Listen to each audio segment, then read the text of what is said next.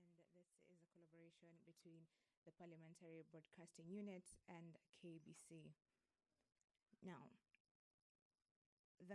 currently we do not have quorum in the House pursuant to Standing Order number 34. The Speaker of the National Assembly has called that the bell be rung for 10 minutes so that the members may be able to come in.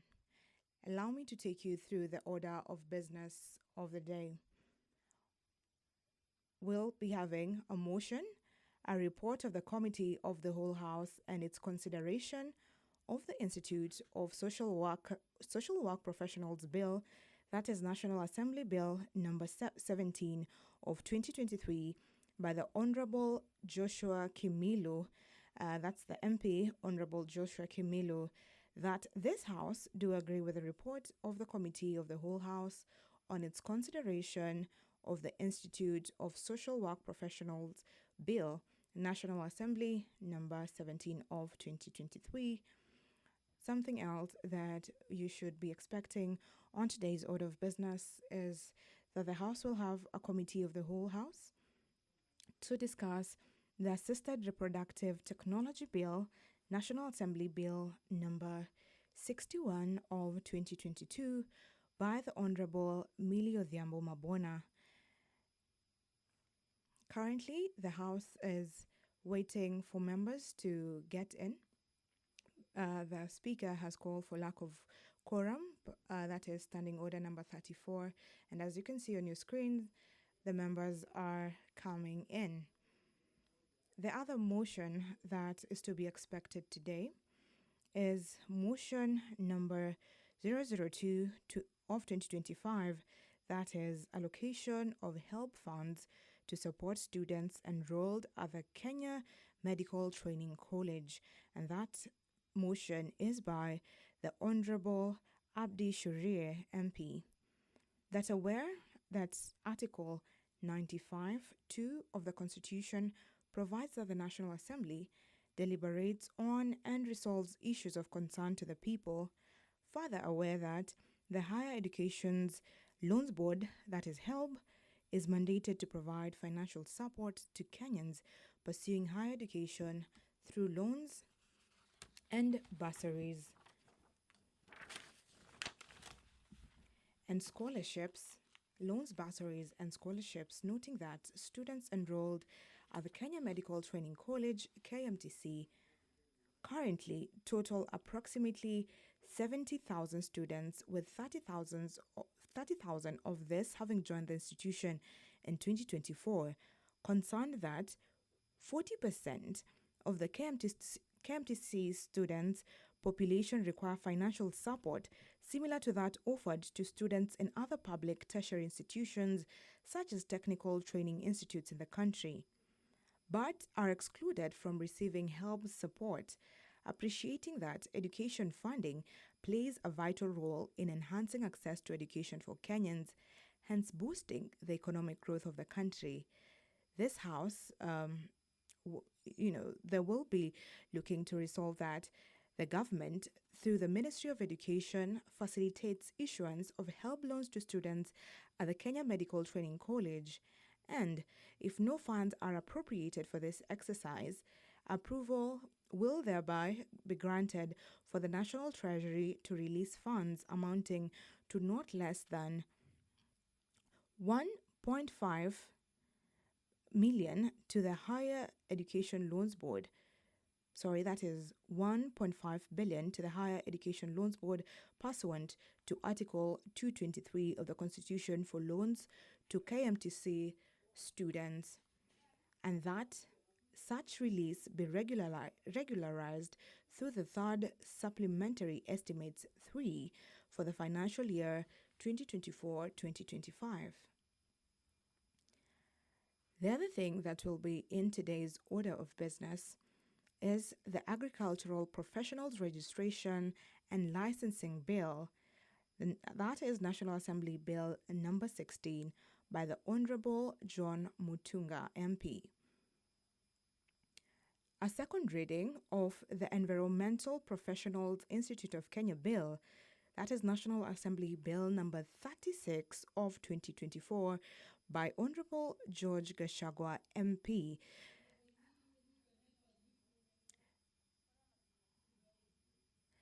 Thank you very much. The quorum has been achieved. Sorry,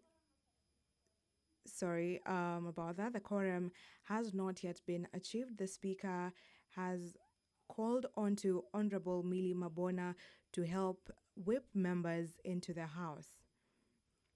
So as you can see, the House is not full yet, has not attained the requisite quorum, and pursuant to Standing Order number 34, the Speaker has called that the bell be rung as the whip mobilizes members to come into the House so that we can continue with the order of business in the House.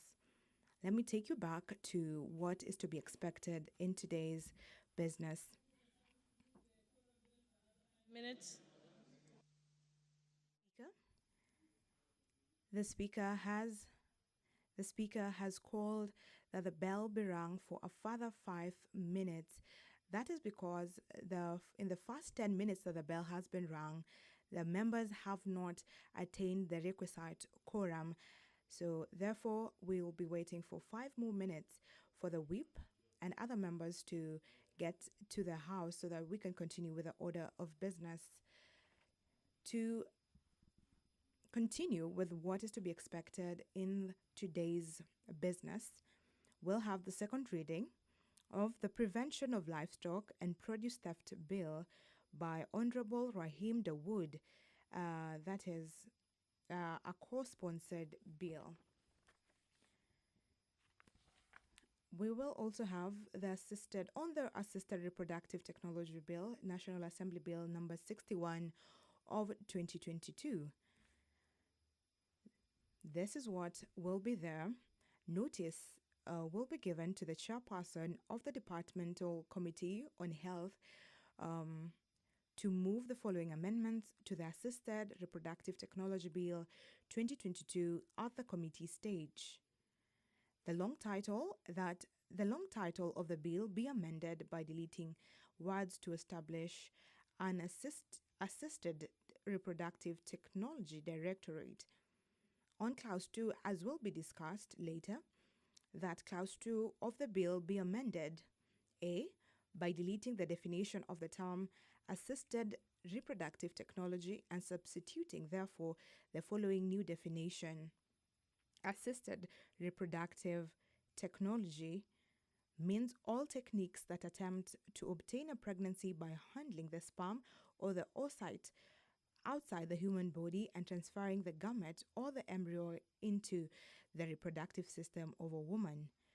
By deleting the definition of the term child and substituting, therefore, the following new definition. Child means an individual who has not attained the age of 18 years.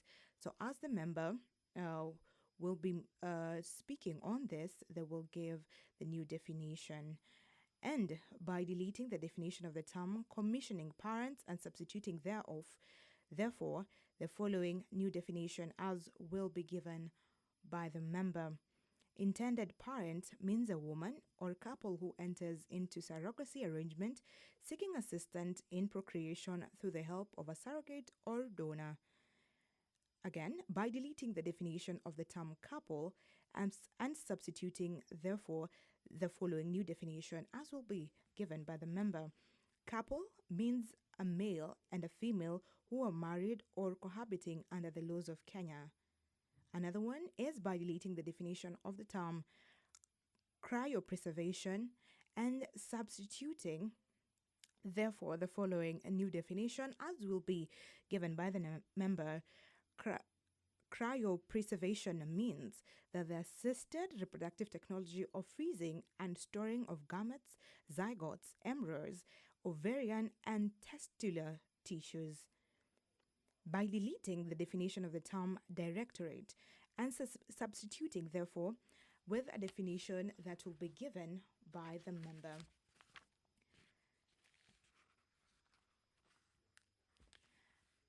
By deleting the definition of the term donation and substituting by a new definition. Donation means a process in assisted reproductive technology of voluntarily. Honorable Kimayo, if we can come in, we can start. Okay, first order. Order number 1, administration of oath. Order number 2, communication from the chair. Order number 3, messages. Order number 4, petitions. Order number 5, papers. Order number 6, notices of motion. Order number 7, questions and statements.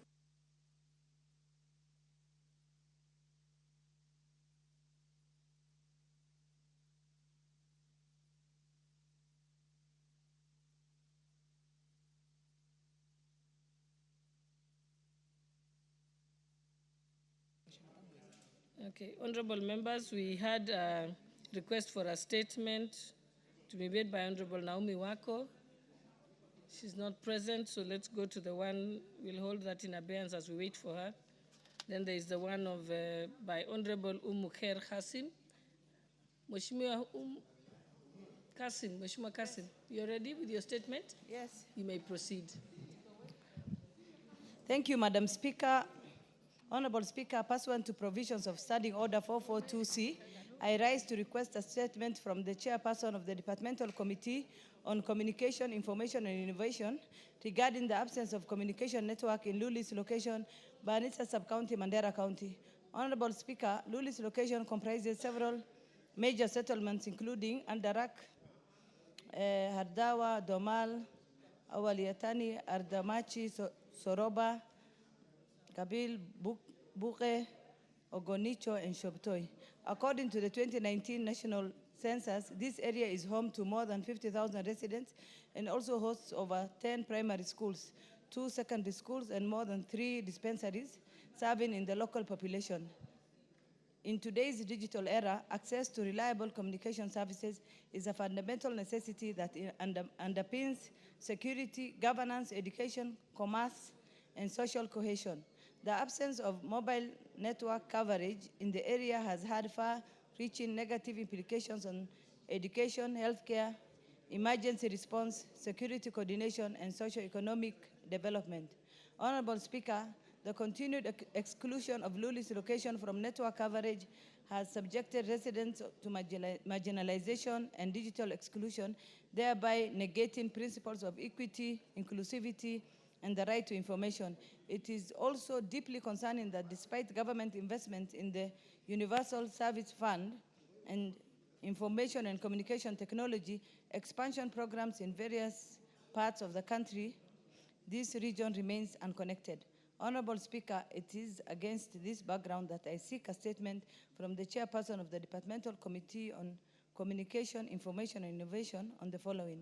1, clarification on why Luli's location in Banissa Sub-County, Banissa Constituency, Mandera County has been left out of the National Communication Network rollout despite the existence of the Universal Service Fund and other ICT expansion programs targeting underserved areas. 2, details on the immediate and long-term measures by the Ministry of ICT and the Communications Authority of Kenya to connect the region to mobile and internet services and the timelines for their implementation. 3, a report on the allocation and utilization of resources under the Universal Service Fund in Mandera County and reasons why Luli's location has not benefited from such programs. 3, clarification on the public-private partnerships interventions, whether ongoing or planned, by private telecommunications companies such as Safaricom to extend coverage to Luli's location and how the Communications Authority intends to collaborate with or incentivize such providers to close the connectivity gap. I thank you, Honorable Speaker.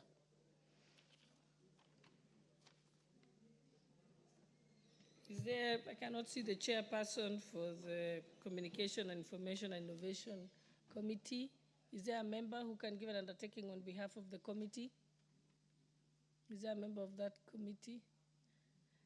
So on behalf of Majority Leader, Honorable Wako. Thank you, Honorable Speaker. We'll make sure that the chairman will give the response in 2 weeks' time. Thank you. And next, let's go to another request for a statement by Honorable Naomi Wako, member for Marsabit. Honorable Speaker, pursuant to Standing Order 44.2c, I rise to seek for a statement from the chairperson of the Departmental Committee on Administration and Internal Security regarding the disappearance of Mr. Galgalo Bagaja Malicha of ID number 44041644. And to date, there are many others, and especially Guyo Jilo, who has disappeared for some days now.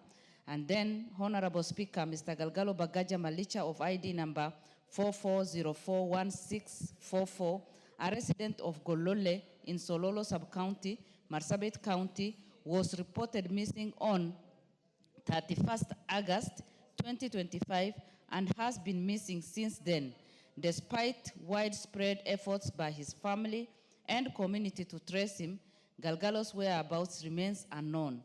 The incident was officially reported at Sololo Police Station on 3rd September 2025 under occurrence number OB 63925.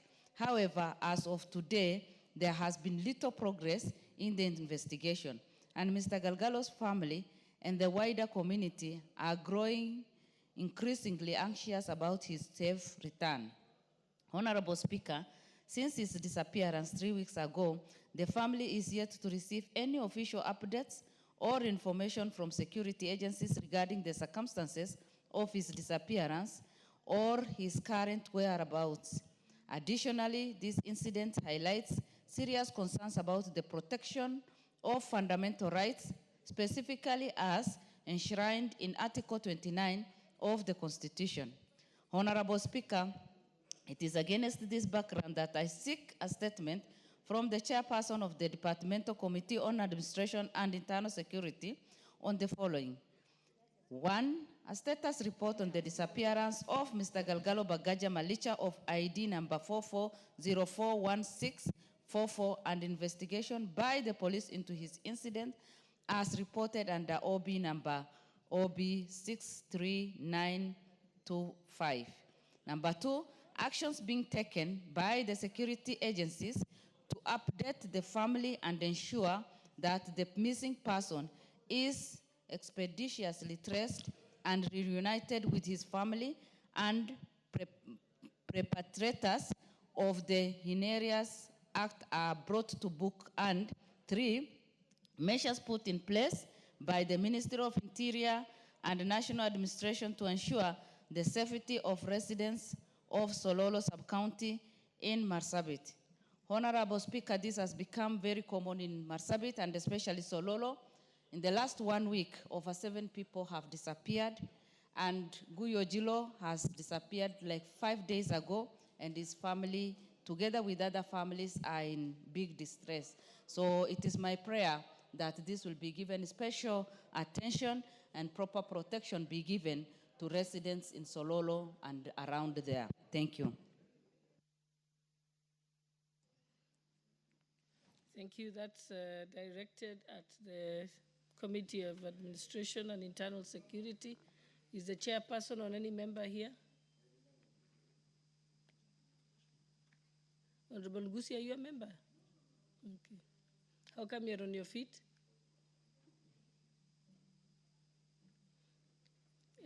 There's no member, so Honorable Wako. We'll take note of that, and within the next 2 weeks, we should be given the response. Thank you. Now we move to statements that were supposed to be responded to. There was a response from Zuleka Harun, nominated member. She's not here. But if the owner of the statement is not here, we'll pass. So we'll move on.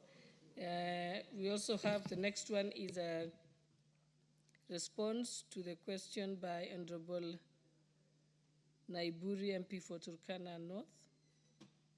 Ekwam, he's not also here.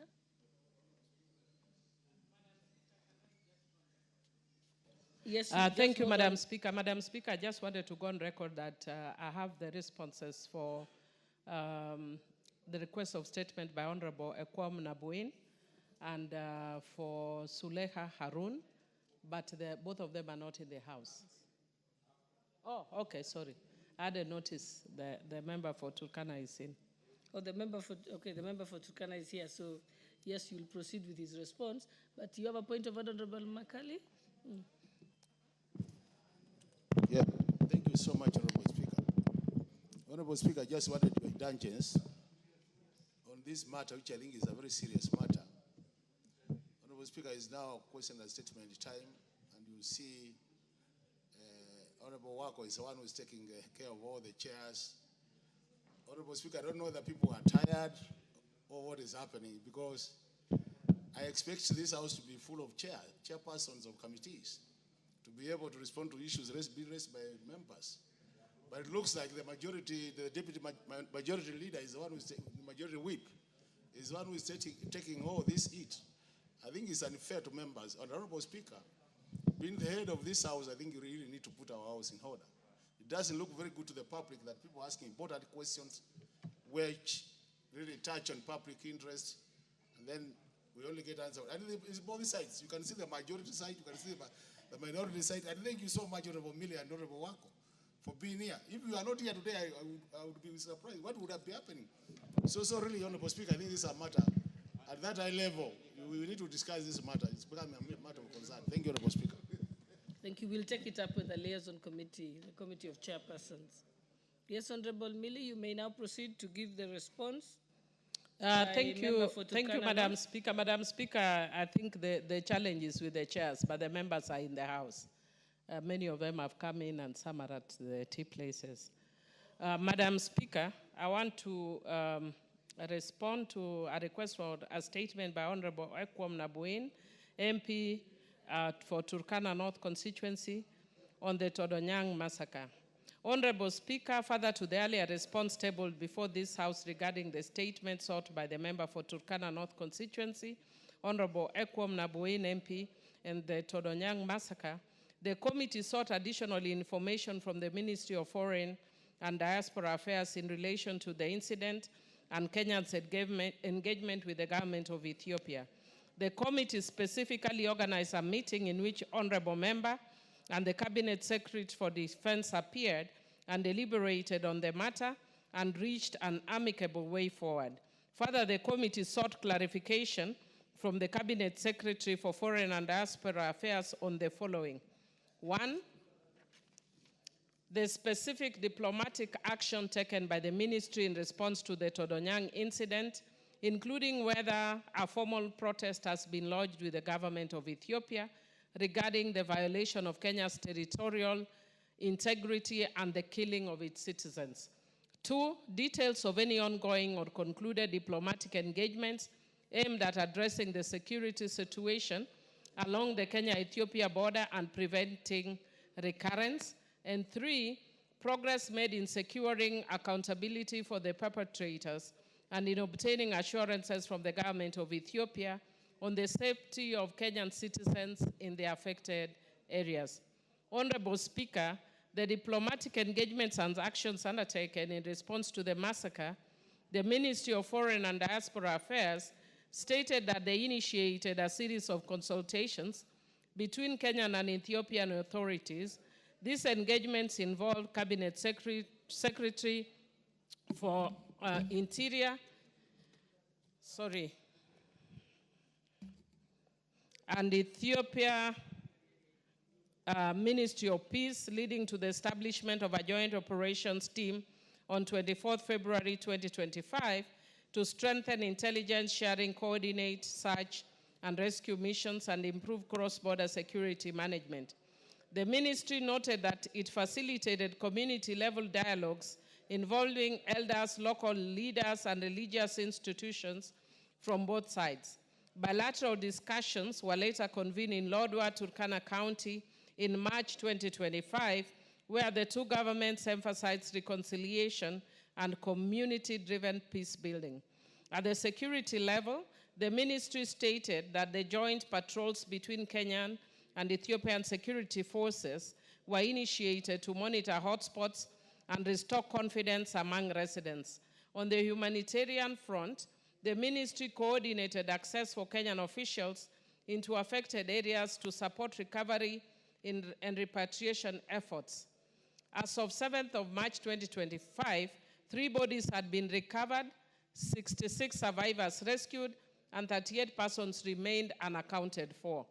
The ministry further stated that the appointment of Honorable John Munyes Kiyonga as special peace envoy for the Ateke region reinforced Kenya's commitment to sustainable peace among the Turkana, Karamojong, Jie, Toposa, Nyangatom, Teso, and Lango communities, which inhabit the fragile border corridors of Kenya, Uganda, South Sudan, and Ethiopia. Honorable Speaker, on the details of any ongoing or concluded diplomatic engagements aimed at addressing the security situation border, the ministry stated that diplomatic engagements have continued through structured bilateral cooperation mechanisms. This includes coordination under the Kenya-Ethiopia Joint Operation Committee and ongoing preparations to convene the 33rd Kenya-Ethiopia Joint Border Commission to deliberate on broader cross-border security, water resource management, and livelihood programs. A joint security meeting was held at Lopeimukat village, South Omo region of Ethiopia, to coordinate search and retrieval operations on Lake Turkana, which marked a significant step toward operational collaboration and peace restoration. These ongoing engagements, alongside the deployment of security forces by Kenya and the active involvement of local communities, are aimed at addressing the root causes of violence, particularly competition over fishing grounds and grazing land, while promoting peaceful coexistence. Honorable Speaker, regarding accountability and assurances from Ethiopian government on the safety of Kenyan citizens in the affected areas, the ministry reports that joint cross-border investigations are underway under the auspices of the Joint Operations Team. The objective is to identify and bring to justice those responsible for the attacks while reinforcing preventive mechanisms against future incursions. Kenya continues to advocate for the safety and protection of its citizens through bilateral engagements while maintaining a strong security presence in the affected areas. Despite subsequent security incidents in May 2025, the ministry affirms that border patrols, surveillance, and intelligence sharing have been intensified to deter further hostilities.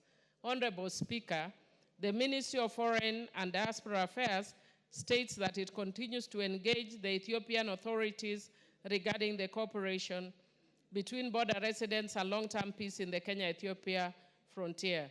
I submit and thank you.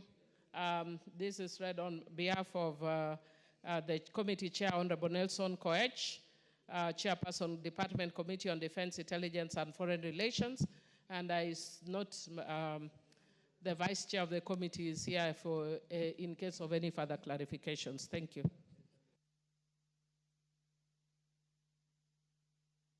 Thank you, honorable members. Our next order was to be order number 8, but I will exercise my discretion under standing order 40 to reorder the order paper, as we cannot put the question on order number 8. So we shall move to order number 9.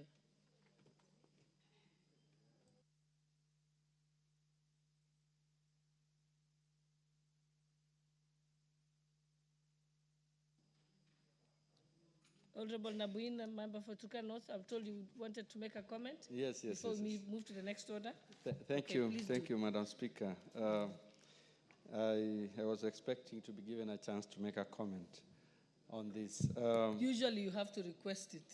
Oh, okay. And you haven't put your card, so... Thank you, Madam Speaker. I thought you were satisfied. Madam Speaker, I am satisfied with the engagement with the committee and the response therein.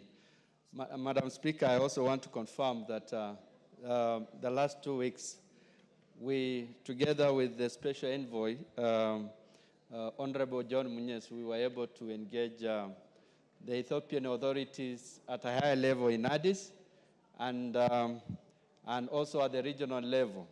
So, Madam Speaker, the happenings now are good, and our communities, both communities across the border, together with the Turkana community, are engaging. There are peace committees that have already been formed. But, Madam Speaker, in a meeting with the ministry, the CS and the PS and the team from the KDF, we agreed that Liwan KDF camp is set up like immediately. And then we should have a liaison officer across the border, because that is what we are missing, Madam Speaker. Once we have a liaison officer from the KDF, we'll be able to engage with the Ethiopian army, because a lot of activities are happening there and our people are harassed. And we feel if we have a liaison officer, he will be able to support in engaging the team from the other side. Thank you, Madam Speaker.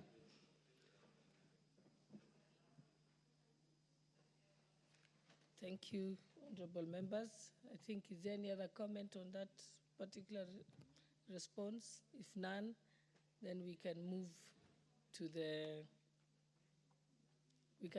next order. Order number 9, Committee of the Whole House.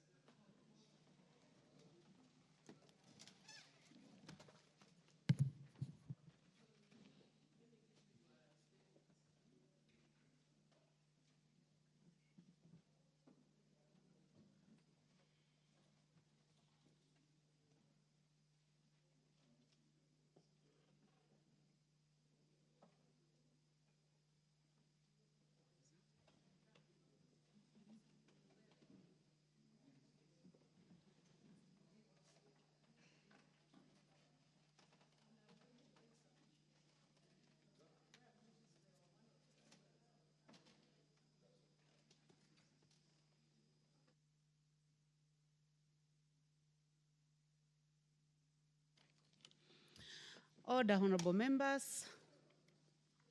We are in the Committee of the Whole House on the Assisted Reproductive Technology Bill, National Assembly Bill number 61 of 2022.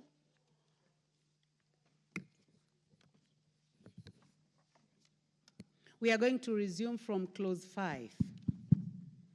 Clause 5.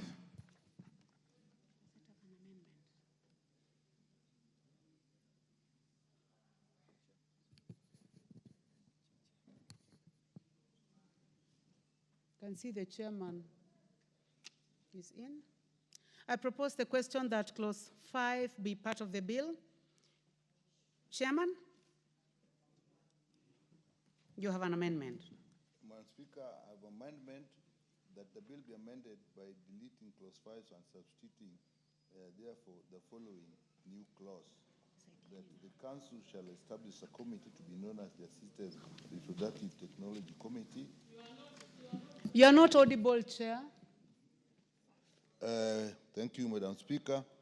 I propose that the bill be amended by deleting clause 5 and substituting, therefore, the following new clause 5. 5.1, the council shall establish a committee to be known as the Assisted Reproductive Technology Committee. The committee shall conduct the business and affairs in accordance with the provisions of the schedule. The justification of this to make provision for the Kenya Medical Professional Dentists Council to establish a committee known as Assisted Reproductive Technology Committee to be responsible for the functions relating to the provisions of assisted reproductive technology services in the country. Honorable Dr. Nyikal, I suggest that if it's too long, you can just say as in the order paper? Yes. Fine.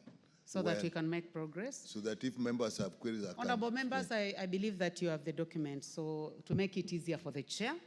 So, honorable members, I now propose the question that clause 5 be amended as proposed by the chairman.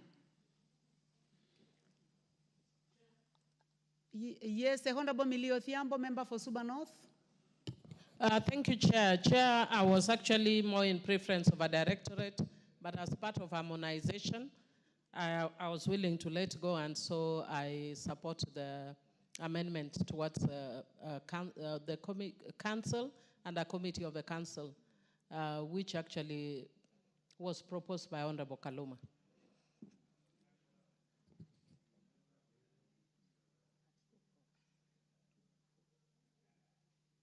Thank you, Honorable Millie.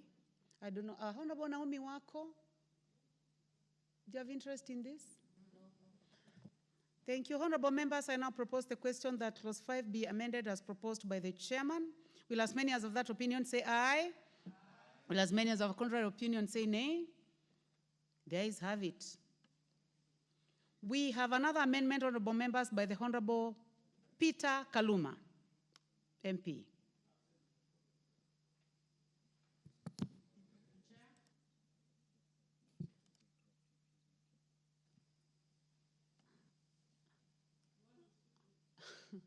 But it is not your. Honorable Millie, what do you want? You have a comment on this one? Because the fact that Honorable Kaluma is not here. Yeah, just to inform the House that Honorable Kaluma is not in, but most of the amendments we had agreed as part of the harmonization process. I think there may be about 3 that we didn't agree on, and the chair will alert the House which ones those were. But Honorable Kaluma, again, is not here. But it's fair that I alert the House. But this one was not, I think the committee proposal carried the day. In fact, the council was proposed by Honorable Kaluma. So it's actually his amendment that has carried the day. So, Chair, would like to add something? I'd like to add. Basically, the issue here was the bill was creating a directorate, but it was agreed that that will be a whole new structure. So we say we have a council within the Medical and Dentist Council. So a lot of other coming will be relating to that, and we have agreed we have a council instead of a directorate. So the amendments are just aligning with that. Thank you. Thank you, Chairman.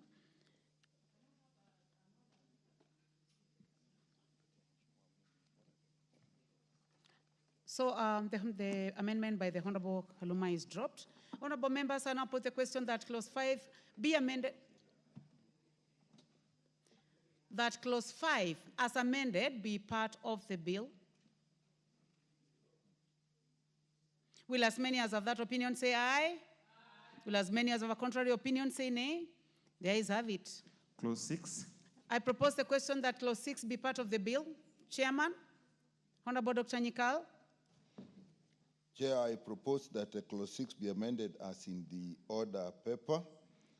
And again, the justification is that for alignment with the proposed amendment, that the Assisted Reproductive Committee is be established by the Medical and Dentist Council, so that we do not have the word directorate. So wherever there's a directorate, that amendment will appear.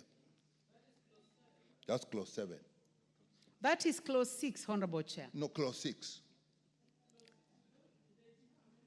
Honorable members, I propose the question that clause 6 be amended as proposed by the chairman. Honorable Millie Odhiambo. In light of what I'd said earlier, I support. Thank you very much. I do not see any other interest in this. So I now put the question that clause 6 be amended as proposed by the Honorable Dr. Nyikal. Will as many as of that opinion say aye? Will as many as of contrary opinion say nay? The ayes have it. I now put the question that clause 6 as amended be part of the bill. As many as of that opinion say aye? As many as of a contrary opinion say nay? The ayes have it.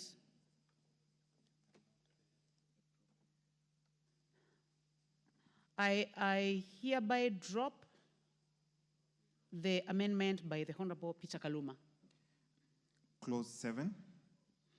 I propose the question that clause 7 be part of the bill.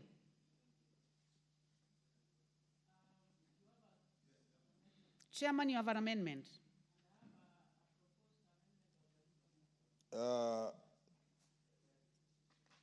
Madam Chair, the proposed that clause 7 be amended as in the order paper. Basically what it's doing is replacing the word national government with the cabinet secretary.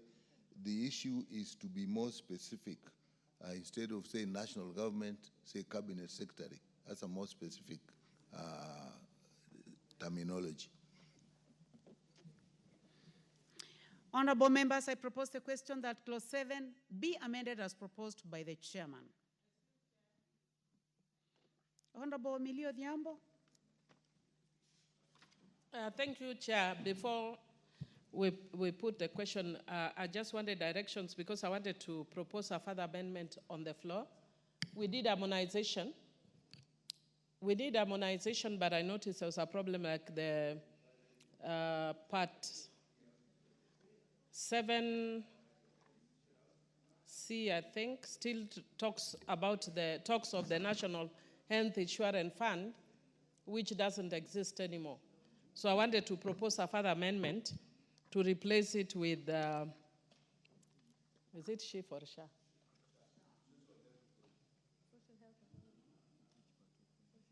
National Health Insurance Fund is replaced by SHA or by SHIF? Social Health Insurance Fund or by Social Health? Okay. So, Chair, I'm proposing, I don't know whether we dispose of Honorable Nyikals, because I'm allowed to move on the floor and then I write. I've done that in the past.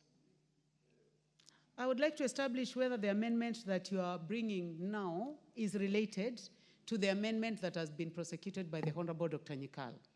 It's in the same clause, but not related. The one Honorable Nyikal is raising is in the main part, the national government, and is replacing with the cabinet. But I'm talking to subclause C.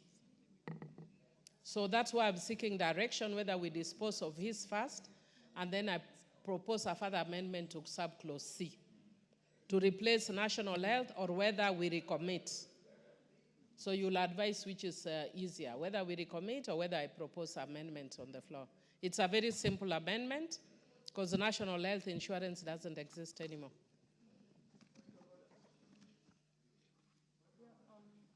This seems to be part of cleaning up, but I would like to hear, yes,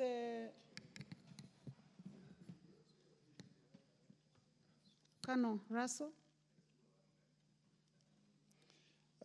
Thank you very much, Madam Chair. I think what Honorable Millie there is proposing, this is a house of traditions. And if you wish to move an amendment from the floor, then you should actually have had a discussion with the chairman or the chairperson of the committee, so you are in agreement before actually moving that amendment from the floor. Thank you, Madam Chair. Well, first of all, the matter that the Honorable Millie is raising is important. However, and I believe that there was a lot of consultation on this bill, so not a problem at all. But our standing order number 152.3 specifically, it gives the Speaker authority, and I would like just to read, at any time before the certification of the bill, the Speaker may correct formal errors or oversights, and this matter can be handled at that stage where NHIF will be replaced with SHIF. So, honorable members, I suggest that we make progress. It will be handled during cleaning up, where NHIF will be replaced with SHIF. I think that clears. Now we can proceed, honorable members.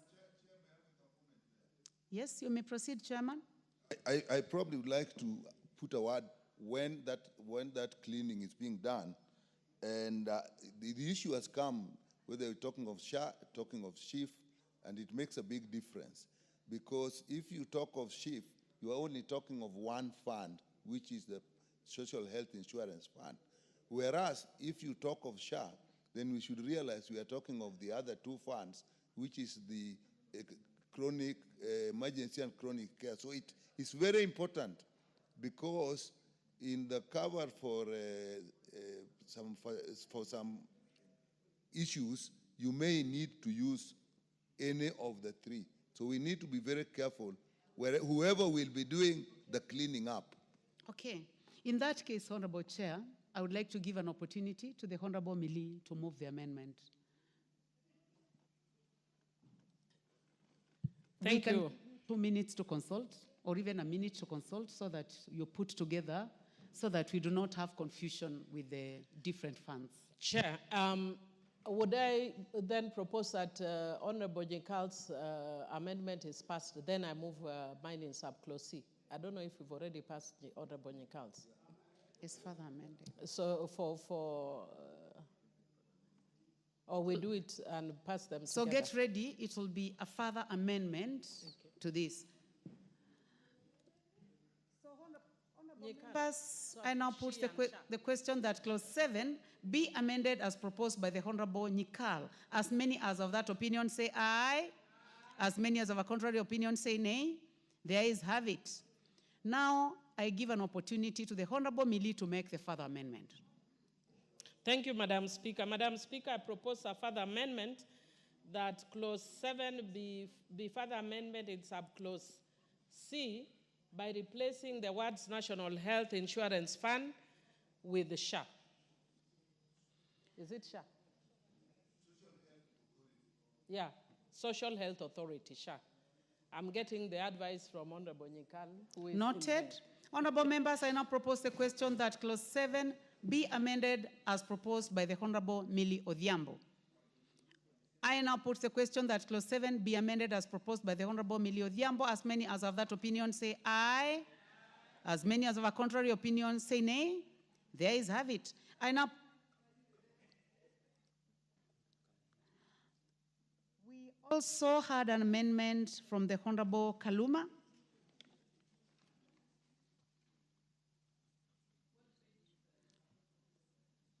Same clause 9. Same clause 7. Clause 7.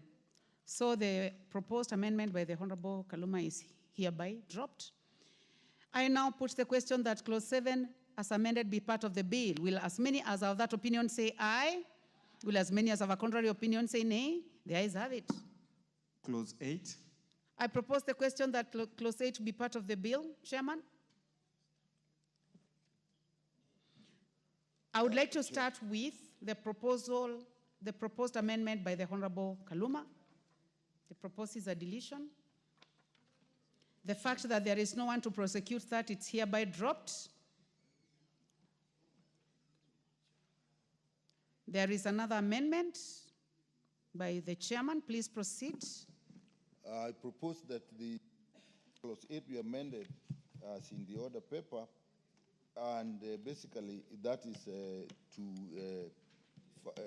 ensure collaboration between the national and the county government in the access and delivery of assisted reproductive services to all. That's already provided for in the above. Remember when we were discussing 7.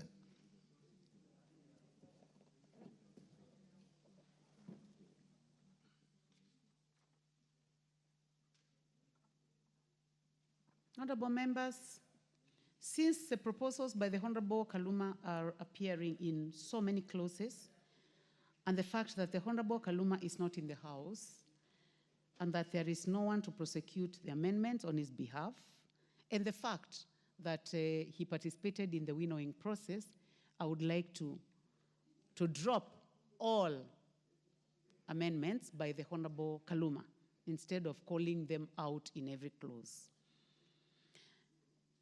So, honorable members, now we go to clause 8. I now put the question that clause 8 be amended as proposed by the chairman.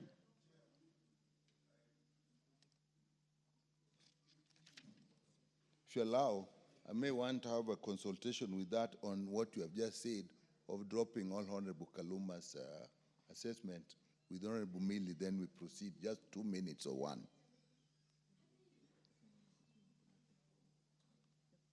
Going forward, right? It's going forward. It's going forward. Beyond clause 8. So that is what I want to consult about, so that as we go forward, we are now quite clear they're all dropped. Yes, I'll tell you my concern. If a member is not there, we are dropping. We do not know how later on he'll behave towards the whole bill, even the act when it is passed. That's why I want this consultation. Who do you want to consult? Honorable Millie. Okay. Can we give you a minute to do that?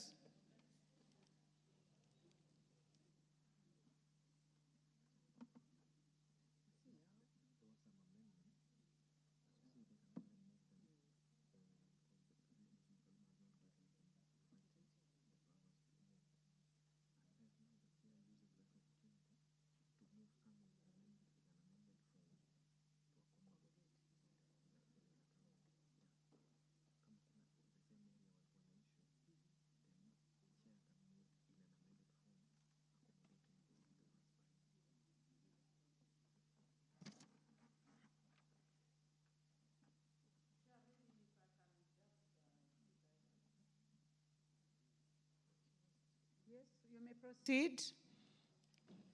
Thank you, Chair. Maybe just what Honorable Nyikali is worried about, that he wants to go on record, is that we agreed largely in the harmonization process, probably 90%, but there were about 3 clauses we didn't agree on, and which Honorable Kaluma had wanted to prosecute himself, but he's not here. Out of goodwill, because I know we are not obligated to take that into account, but out of goodwill, we agreed that we could request for recommittals of those ones. So what Honorable Nyikali is worried about is if they are dropped, can they then be subjected to recommittals?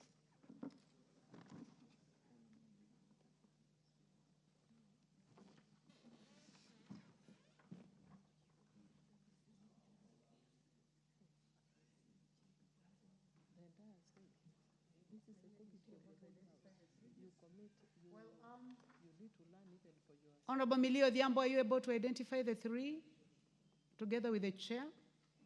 And also the fact that the Honorable Kaluma has not given you any document in writing indicating that you are going to move on his behalf. I can give an opportunity to the chair when it comes to those specific amendments which you have already agreed, you can move the amendment and then move in an amended form to take care of Honorable Kaluma's amendments. Yes? Honorable Millie? I think we're just being magnanimous, Chair. The committee and myself do not agree with Honorable Kaluma on those amendments, so he wanted to prosecute his disagreement, which we have graciously agreed to allow him to prosecute, even though we disagree with him. So if we move, it would imply that we are supporting, which we don't. The committee doesn't support, I don't support. But we wanted to be gracious enough to allow him to move his opposition. So our concern is that because we have agreed, gentlemen, we have had a gentle-lady agreement to recommit so that he can come and persuade members on those 3 items. Would it be okay, Chair, if we just moved all of them and when we came to those 3, we notify the House so that he will be allowed later to recommit?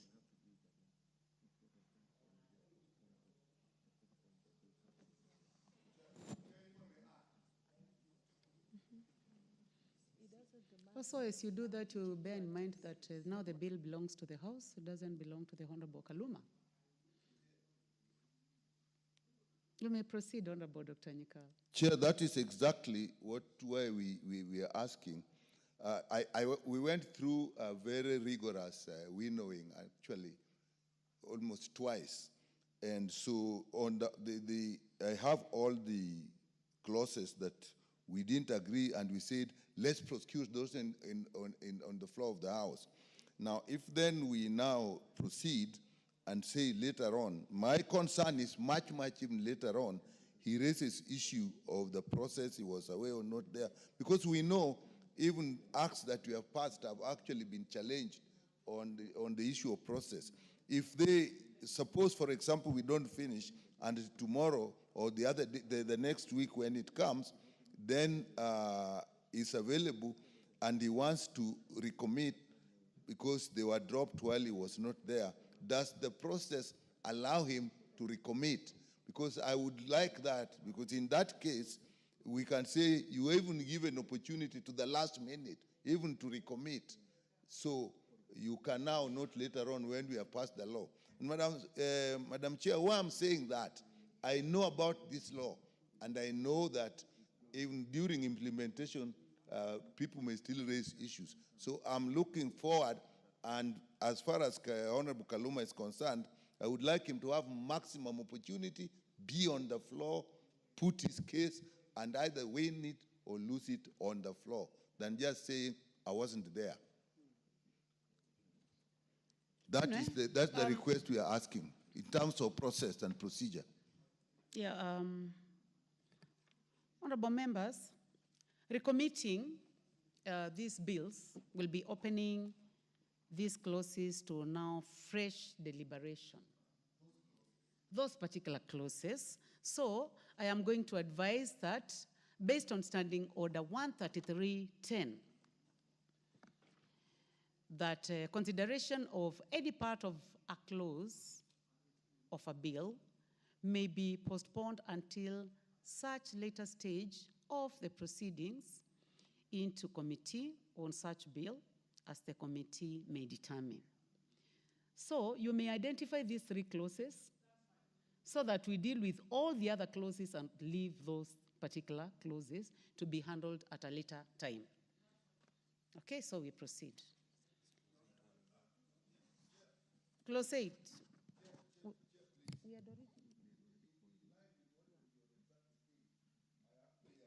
Please use the, give him the mic, yes. In line with what you have said, I've actually listed all those clauses where we have this, and I would like to present them to you so that when you reach that,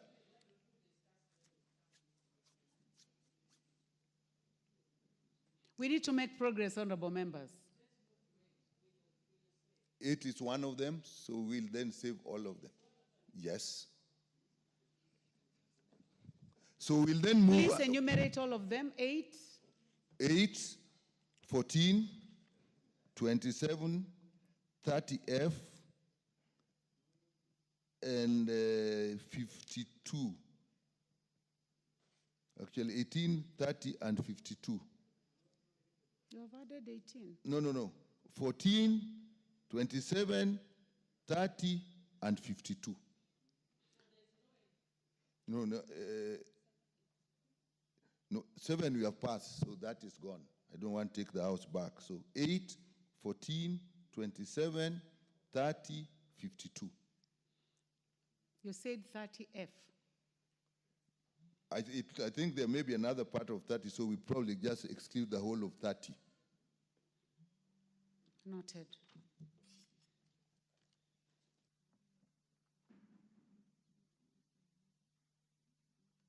So then, honorable members, pursuant to Standing Order 133.10, clauses 8, 14, 27, 30, and 52 are hereby postponed until such a later stage of the proceedings in committee on which the clauses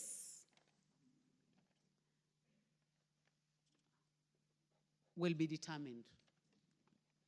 So, honorable members, we can now proceed. Clause 9. I propose the question that clause 9 be part of the bill. Chairman? Honorable Dr. Nyikal. Yes, Chair. I propose that clause 9 of the bill be amended as in the order paper, and the justification is for the alignment with the proposed amendment that the assisted technology be established under Kenya Medical Protection Dentist Council. As I said earlier, whenever the word directorate comes, it will be amended to read council or to be deleted as appropriate. Thank you. I propose the question that clause 9 be amended as proposed by the Honorable Dr. Nyikal. The Honorable Andrew Okwome, member for Karachonyo.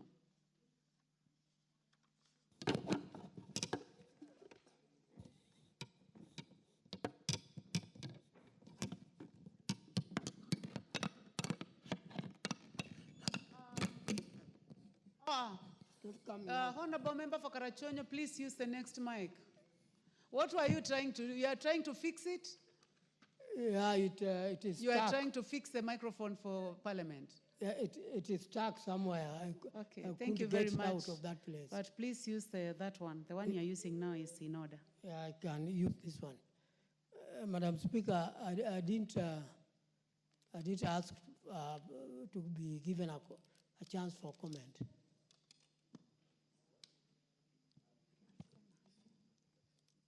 Yeah, I didn't ask for. I didn't ask to speak. That is noted, Honorable. Honorable members, I propose the question that clause 9 be amended as proposed by the Honorable Dr. Nyikal. Will as many as have that opinion say aye? Will as many as have a contrary opinion say nay? There is have it. I now put the question that clause 9 as amended be part of the bill. Will as many as have that opinion say aye? Will as many as have a contrary opinion say nay? There is have it. Clause 10. I propose the question that clause 10 be part of the bill. Honorable Dr. Nyikal. Chair, I propose that clause 10 be amended as in the order paper, and the reason is the same. It still has to do with change from directorate to council.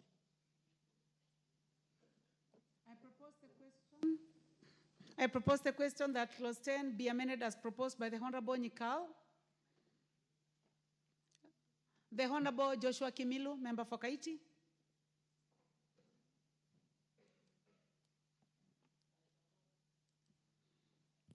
Yeah, thank you, Madam Speaker, I support. Thank you very much, honorable members. I now put the question that clause 10 be amended as proposed by the chairman. Will as many as have that opinion say aye? Will as many as have a contrary opinion say nay? There is have it. I now put the question that clause 10 as amended be part of the bill. Will as many as have that opinion say aye? Will as many as have a contrary opinion say nay? There is have it. Clause 11. I propose the question that clause 11 be part of the bill. There be no amendment. I now put the question that clause 11 be part of the bill. Will as many as have that opinion say aye? Will as many as have a contrary opinion say nay? There is have it. Clause 12. I propose the question that clause 12 be part of the bill. Honorable Chairman.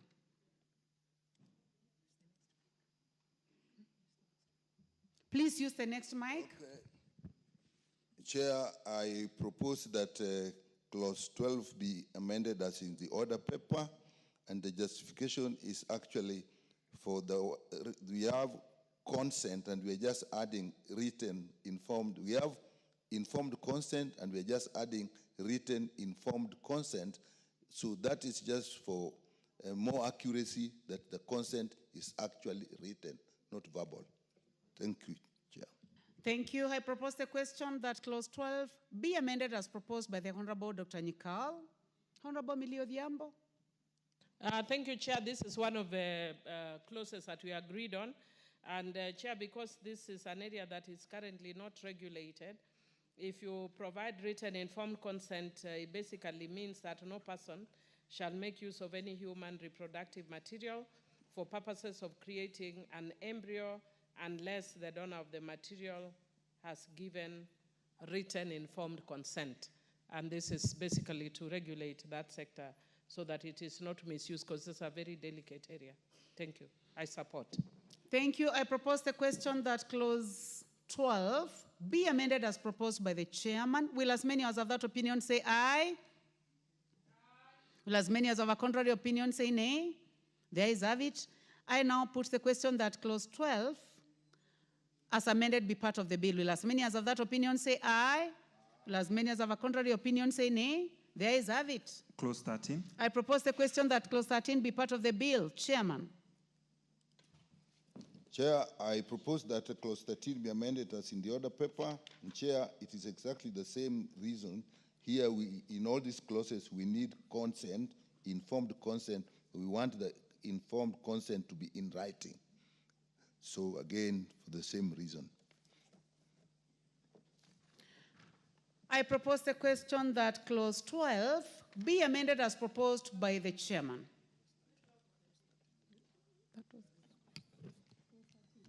Thank you. Honorable members, I'll take this again. I propose the question that clause 13 be amended as proposed by the Honorable Nyikal. Yes, Honorable Mili, member for Suba. Again, Chair, I want to support, except that now, of course, this one, it talks to the removal of a human reproductive material from a body of a donor after their death. That cannot happen unless a person gave informed written consent, so that you don't misuse, it's sort of like organ donation, has to be with written informed consent. I propose the question that 13 be amended as proposed by the chairman. Will as many as of that opinion say aye? Will as many as of a contrary opinion say nay? There is have it.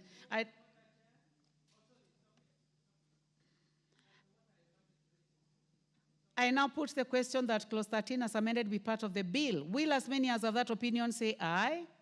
Will as many as of a contrary opinion say nay? There is have it. Honorable members, as we proceed, I would like to take this opportunity to welcome our guests. Seated in the speakers gallery this morning, we have students from Elim Group of Schools, Mavoko, Machakos County. And we have students from Dongoni Glorious Academy from Kaiti constituency in Makueni County. You are welcome to the National Assembly to observe proceedings of the House. And I would like to give this opportunity to the member for Kaiti, the Honorable Joshua, so that you may invite all students. You may be seated. Thank you, Madam Speaker. Madam Speaker, I want to take opportunity to welcome the students in the Parliament. And I want to tell them one time we were seated there and we were trying to follow what the proceeding of the Parliament, and today we are here as members of Parliament. So I want to encourage them and to tell them to focus. And one time they will be here as members of Parliament or in other field doing a good job. Thank you, Madam Speaker. Thank you very much, Member for Kaiti. Honorable members, as we have agreed, we now skip clause 14. Clause 15. I propose the question that clause 15 be part of the bill. Honorable Dr. Nyikal, Chair. I propose that we amend clause 15 as in the order paper. And Madam Chair, this is just purely for wording. And clause 15 initially was indicating a person shall not undertake assisted reproductive technology for purely speculative and commercial purposes. The word purely is superfluous there. It should just be for speculative and commercial purpose, so we are deleting the word purely. Okay. I propose the question that clause 15 be amended as proposed by the chairman.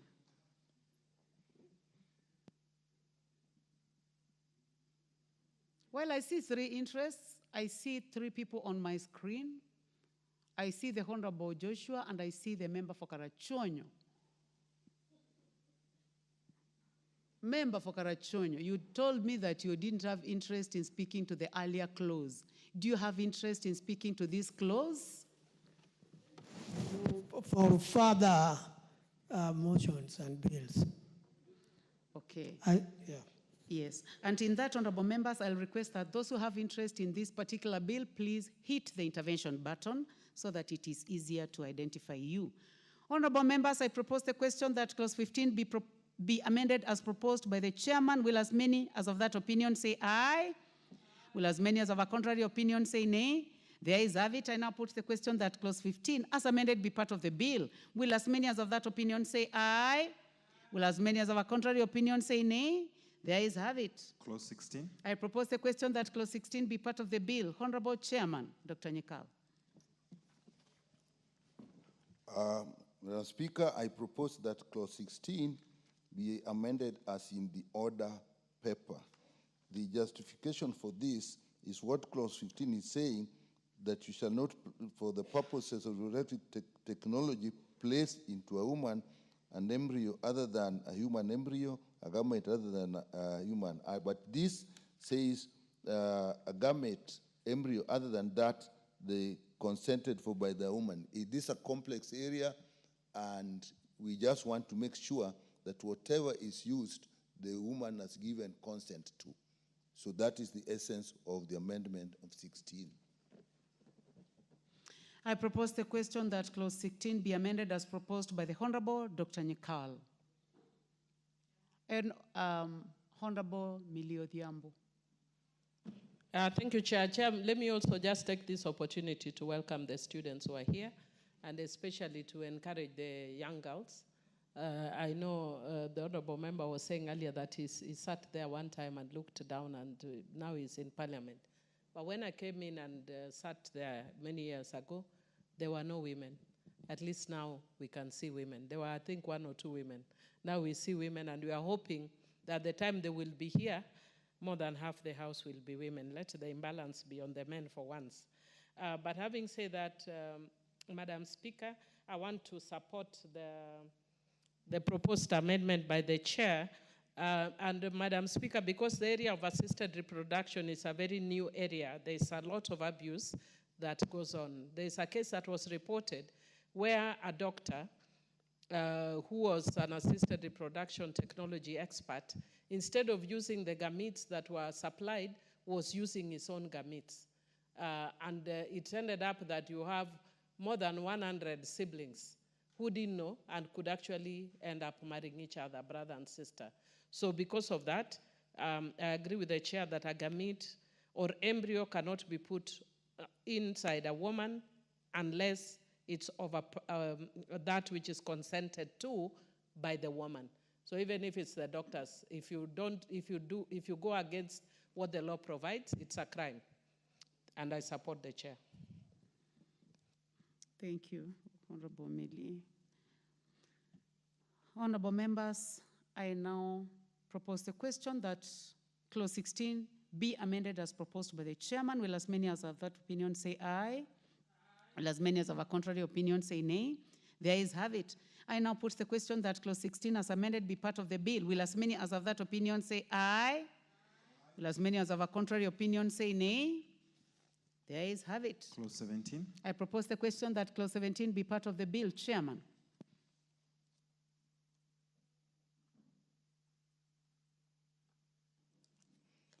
Chair, I propose that clause 17 be amended as in the order paper. The justification of this is replacing the word minor with the word child, so that we are quite sure we are using the legal word. But the bigger meaning of this, Madam Chair, is that you can obtain sperm or ovum from a child. The question would be, why would you do that?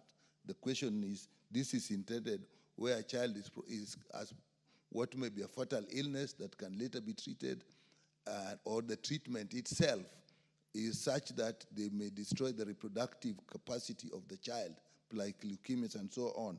So this is done earlier so that you can preserve that and use them later. So we have to use the correct word as in law. Thank you. No, wait. First of all, I want to propose the question. I propose the question that clause 17 be amended as proposed by the Honorable Dr. Nyekal. Honorable Millie Odhiambo. I just wanted clarification. Chair, I've heard the chair of the committee saying that he's only amending the word child. But what I have here indicates that you're doing much more than that. I don't know if I'm the one who has it wrong.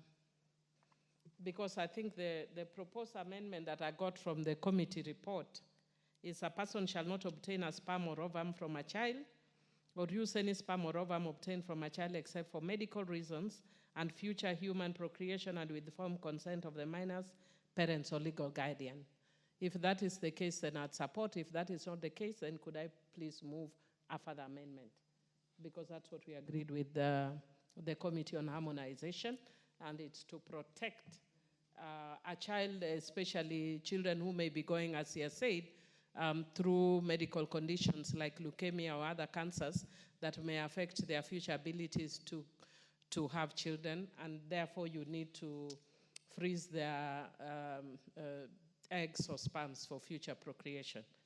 So maybe if the Chairman, chair can please clarify. make the clarification and be brief. Honorable members, remember we debated on this bill for a very long time, so we can just make sure that we are on point. Are you amending the word child alone, or it is beyond that word? It is beyond. As it has been explained by the Honorable Millie Odhiambo. It is beyond, and in the context that you said, that's why I earlier said you may harvest the ovum or sperm from a child for later use by the same child. If they are sick and the cost of treatment will reduce them infertile, then we can save this for later on when they have recovered, and now they can be used by the same child with the child's consent or the guardian's consent. We concur completely. And listening to the two of you, I think that you agree. So, honorable members, I now put the question that clause 17 be amended as proposed by the Honorable Dr. Nyikal. Will as many as of that opinion say aye? Will as many as of a contrary opinion say nay? The ayes have it. I now put the question that clause 17 as amended be part of the bill. Will as many as of that opinion say aye? Will as many as of a contrary opinion say nay? The ayes have it. Clause 18. I propose the question that clause 18 be part of the bill. Honorable Dr. Nyikal. Okay. Yeah. I have an amendment on clause 18, and that the clause 18 of the bill be amended as in the order paper. This is again to protect the use of embryos, so that the embryos that can be used are only human embryos consented to, because in this technical area, it is possible when you are using embryos, even to use embryos other than human. So this is protecting, so that is protective, so that we only use a human embryo, and that is the gist of the amendment. Thank you. Honorable members, I now propose the question that clause 18 be amended as proposed by the chairman. Honorable Millie Odhiambo. Thank you, Chair. I know it's in my interest and in the interest of the House that we move very quickly. But because there's also been a bit of misinformation about this bill, it's good to put some things on record. And part of what the Chair is proposing in this amendment is that there shall be no form of human cloning. And I support, amongst other things, and the using or mixing human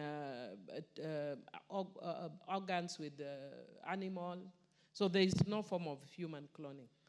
Thank you. Honorable members, I now put the question that clause 18 be amended as proposed by the Honorable Dr. Nyikal. Will as many as of that opinion say aye? Will as many as of a contrary opinion say nay? The ayes have it. I now put the question that clause 18 as amended be part of the bill. Will as many as of that opinion say aye? Will as many as of a contrary opinion say nay? The ayes have it. Clause 19. I propose the question that clause 19 be part of the bill. Honorable Dr. Nyikal. I propose, Chair, that clause 19 be amended as in the order paper. And the justification actually are two. One, for the use of the word consent. And that is, as I explained earlier, that it must be written consent. And two, we also want to remove the words placing sperm and eggs or embryo in a woman. We want to be more specific and say in the womb. If you're saying in a woman, it is general. We don't know where it is being placed. So this is specifically in the womb. But also for the reason that you can't place sperms and eggs at the same time, because sperm and eggs or and embryo at the same time. It must be or, because once you have an embryo, definitely you don't need a sperm or you don't need an egg, because the embryo has taken care of both. Thank you. Honorable members, I propose the question that clause 19 be amended as proposed by the chair. There be no interest. I now put the question that clause 19 be amended as proposed by the chair. Will as many as have that opinion say aye? Will as many as have a contrary opinion say nay? The ayes have it. I now put the question that clause 19 as amended be part of the bill. Will as many as have that opinion say aye?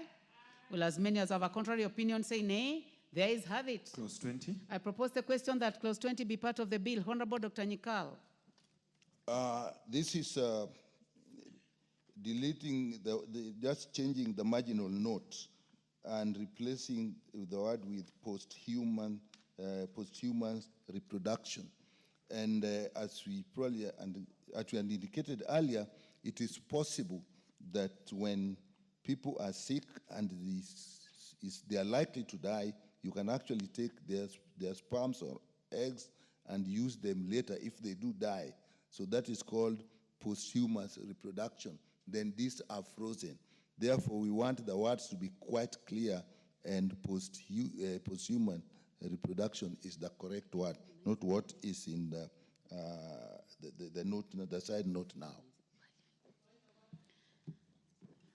Can I call first before we do point of order? Actually, Chairman, you still have more to move because we called the whole clause 20. Would you like to prosecute all amendments now? Maybe that is the same matter that the Honorable Millie Odhiambo wants to raise.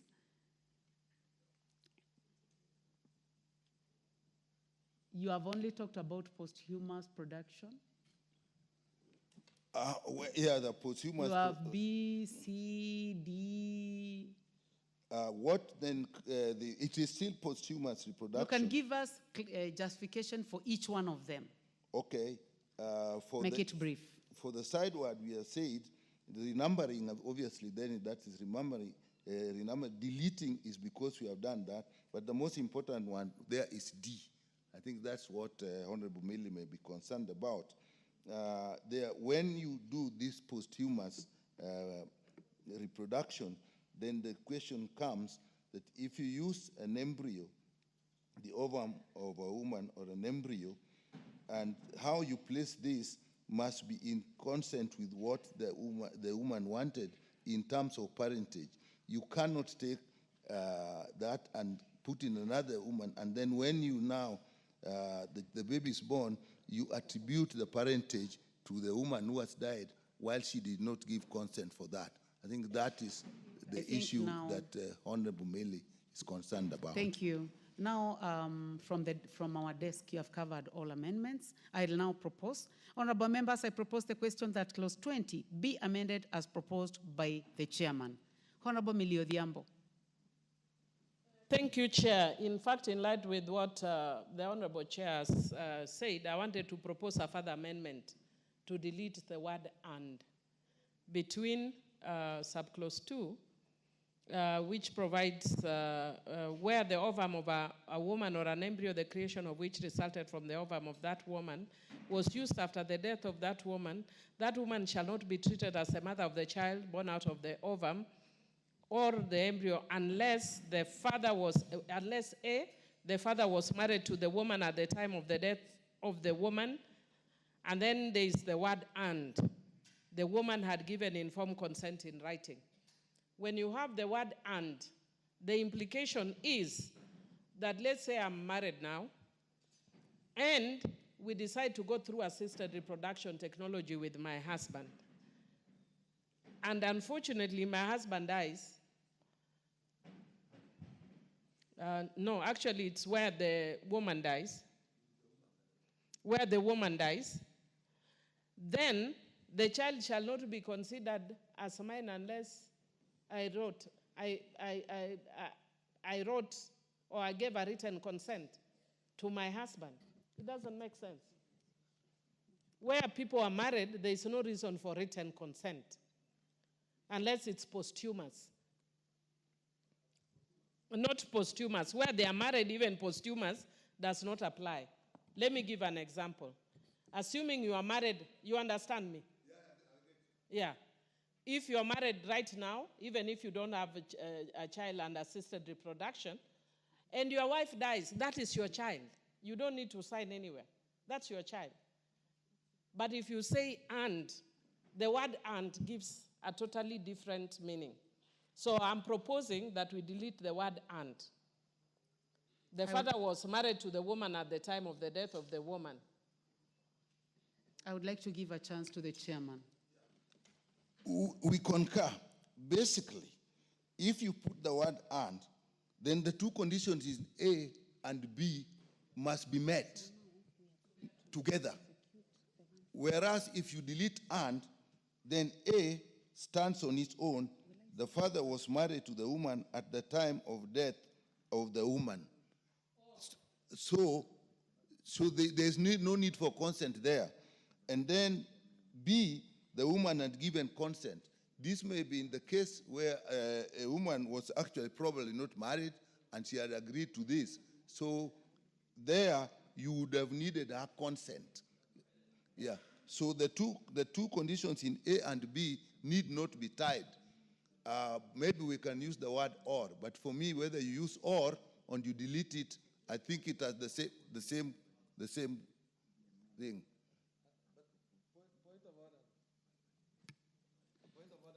Yes, Honorable Ole Sunkuli. I am of the opinion, Madam Chair, that if you really don't want those two conditions, then just drop the whole idea, that particular amendment. No, I think that you don't, because informed consent is essential for all these things. So why would you need that to say that? Pardon? So if they are married, then why do you have to legislate? Why don't you just leave it?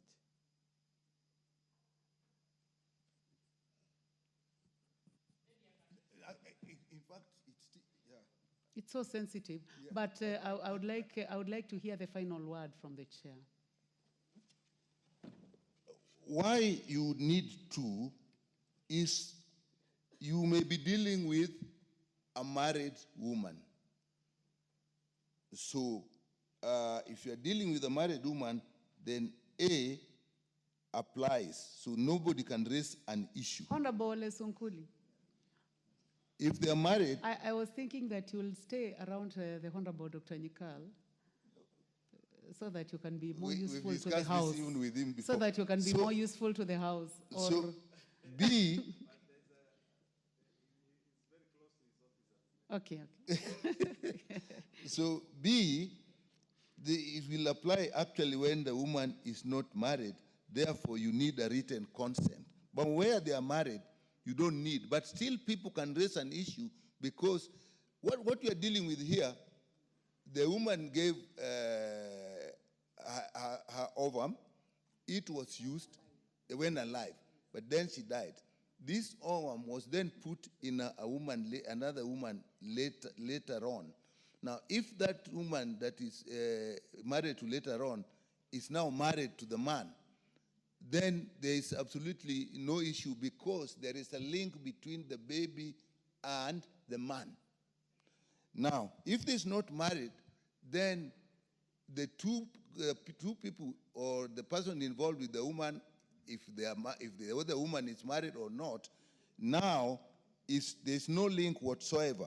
So therefore, you needed to have given the consent in writing earlier, which means that it is in consultation. You can't just say, okay, there are some women, there's an ovum bank, and this ovum bank, there are women who have died, so somebody then says, I can take that ovum and use it, and now I can get pregnant. Now, when I get pregnant, then at the end of it, I turn around and say, no, that ovum belonged to that woman, so that this child now belongs to that woman who has died. Honorable Sunkuli, what we are saying is somebody who was mischievous, they've used the ovum of the dead woman seeking to have the child. Now, when the child is born, they now want to abandon the child and say the child actually belongs to the dead woman. Now, if there was no consent from the woman, then that is not true. She must take responsibility for this child, because otherwise, this child will remain parentless, nobody to link to it. That is the essence of splitting the two. Honorable Mili, I would like to ask you to approach the table as we give a chance to the. Madam Chair, then in that case, if we want those two conditions to exist, then why don't you delete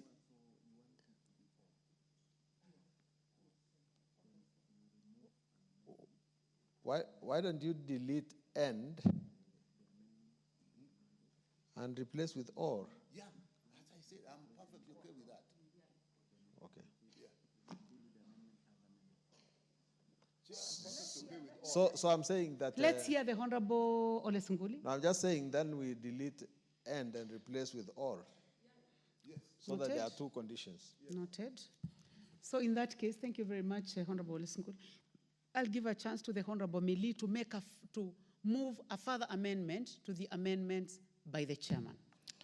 Thank you, Chair. Chair, I wish to move a further amendment to the amendment by the Chair in clause 20, subclause 2, A and B, by deleting the word and which comes after subclause 2A and replacing with the word or. Thank you. I propose the question that the Chair's amendment be further amended as proposed by the Honorable Millie Odhiambo. Will as many as of that opinion say aye? Will as many as of a contrary opinion say nay? The ayes have it. I now put the question that clause 20 as amended be part of the bill. Will as many as of that opinion say aye? Will as many as of a contrary opinion say nay? The ayes have it. Clause 21. I propose the question that clause 21 be part of the bill, Chairman.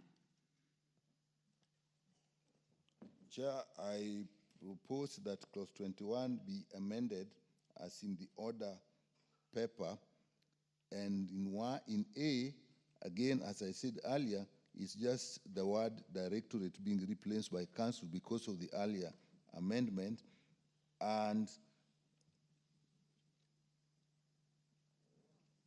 in B, the justification is that the children born out of assisted reproductive technology also have a right or parental care and protection as guarantees under the Constitution. Without how they came into this world should not be an issue. That is the essence of the second part of that amendment. Thank you. Thank you, honorable members. I propose the question that clause 21 be amended as proposed by the chairman. Honorable Millie, I see you have interest in this. Yes, Chair, I support the chairman's amendment, which gives better protection to children born of assisted reproduction. I've just noticed, Chair, and you'll guide me on this, that I wanted to do a further or amendment to the title, which is part 4, Rights of Parents, Donors, and Children. But I noticed the chair didn't have an amendment there, but I just noticed that we are focusing on, we've been through this a lot, but every day something new comes up. We have not focused a lot on the rights of the surrogates. So I just wanted to put something on surrogates, but that would require that we change the title. Wait, at this point? The title be the title. Okay. We are not able to deal with the title at this moment. Thank you. We cannot deal with it at this moment. Thank you. So since you supported. Honorable members, I now put the question that clause 21 be amended as proposed by the chairman. Will as many as of that opinion say aye? Aye. Will as many as of a contrary opinion say nay? The ayes have it. I now put the question that clause 21 as amended be part of the bill. Will as many as of that opinion say aye? Will as many as of a contrary opinion say nay? The ayes have it. Clause 22. I propose the question that clause 22 be part of the bill. Chairman. Chair, I propose that clause 22 be amended as in the order paper, and the essence of this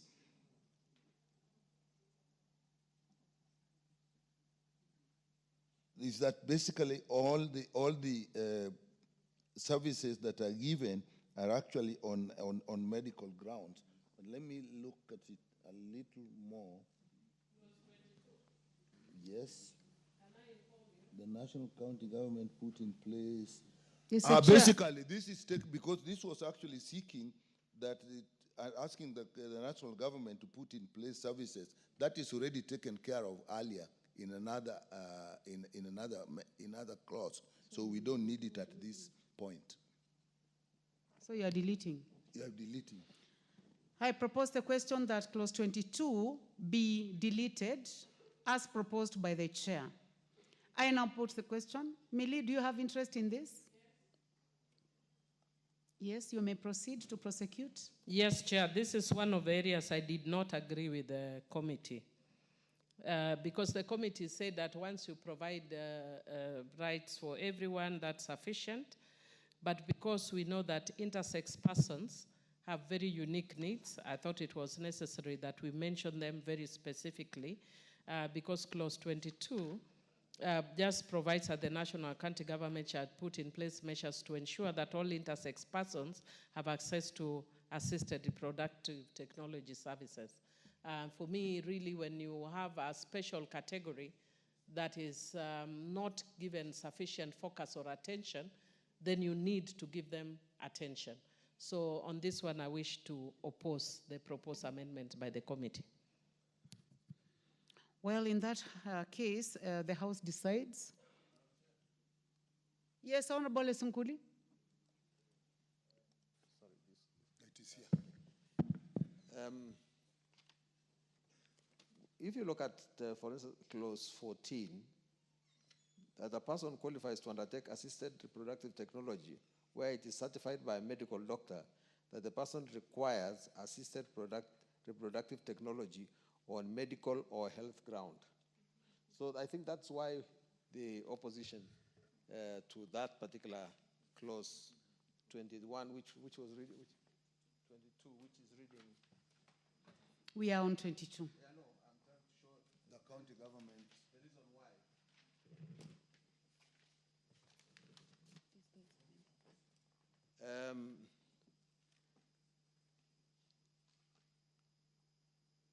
You want to be very specific.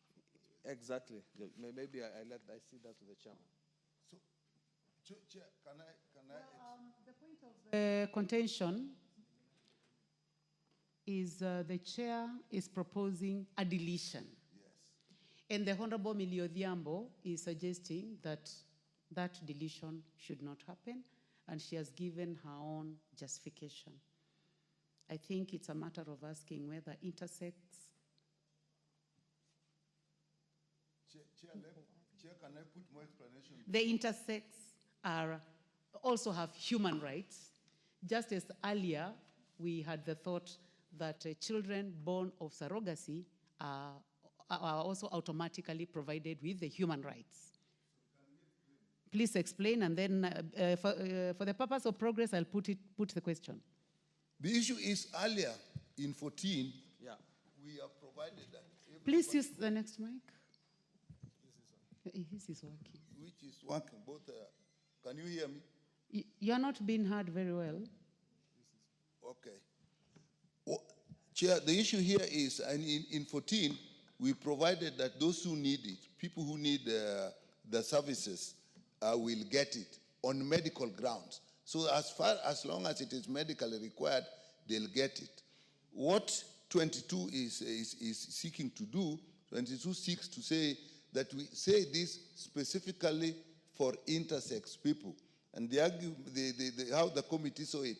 In that case, you will then start having people with, you can also then say people with disability, or even more specifically, people who are deaf, or specifically people who have medical problems. So other than this, so that if you now start affirmative action for one group, are you going to have affirmative action for all groups?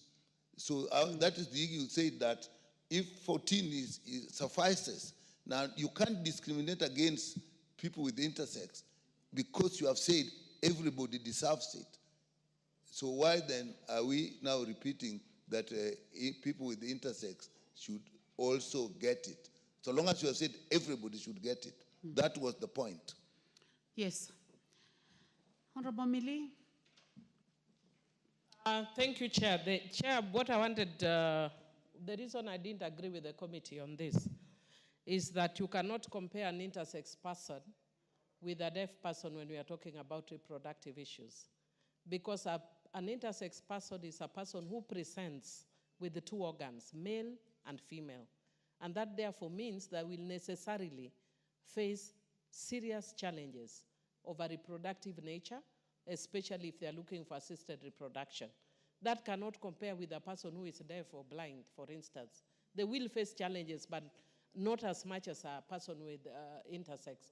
And Chair, that is why, for instance, when you're talking about leadership, we know that women will face challenges of leadership. But when it comes to issues of reproduction, I think there's no category that will suffer as much as intersex persons. And that is why I thought it's necessary that we provide very specifically for intersex persons so that when they go to hospitals, they are treated specially. Because I'm sure, Chair, you have come across people who don't know whether they are Millie or they are Mark because of that. And when they go to hospitals, they are treated the same way. When they go to banks, police are called on them, and it's not their fault that they have two organs, which is both male and female. Honorable Millie, I think I only have an opportunity to ask the House to make a decision. I now propose the question that clause 22 be deleted as proposed by the Honorable Dr. Nikal. Will as many as of that opinion say aye? Will as many as of a contrary opinion say nay? The ayes have it. Clause 23.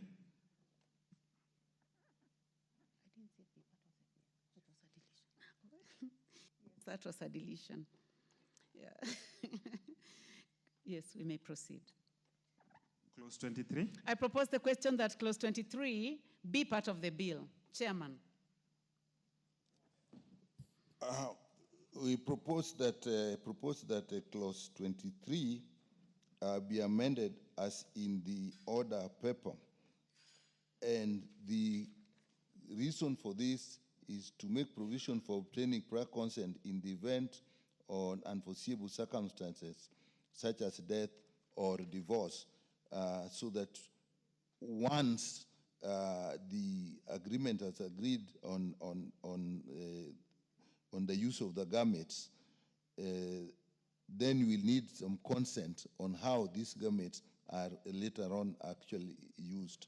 And that is the essence, so that you don't have gametes that are produced and then either they are abandoned or they are used in ways that the people who produced them did not intend them to be. Honorable members, I propose the question that clause 23 be amended as proposed by the chairman.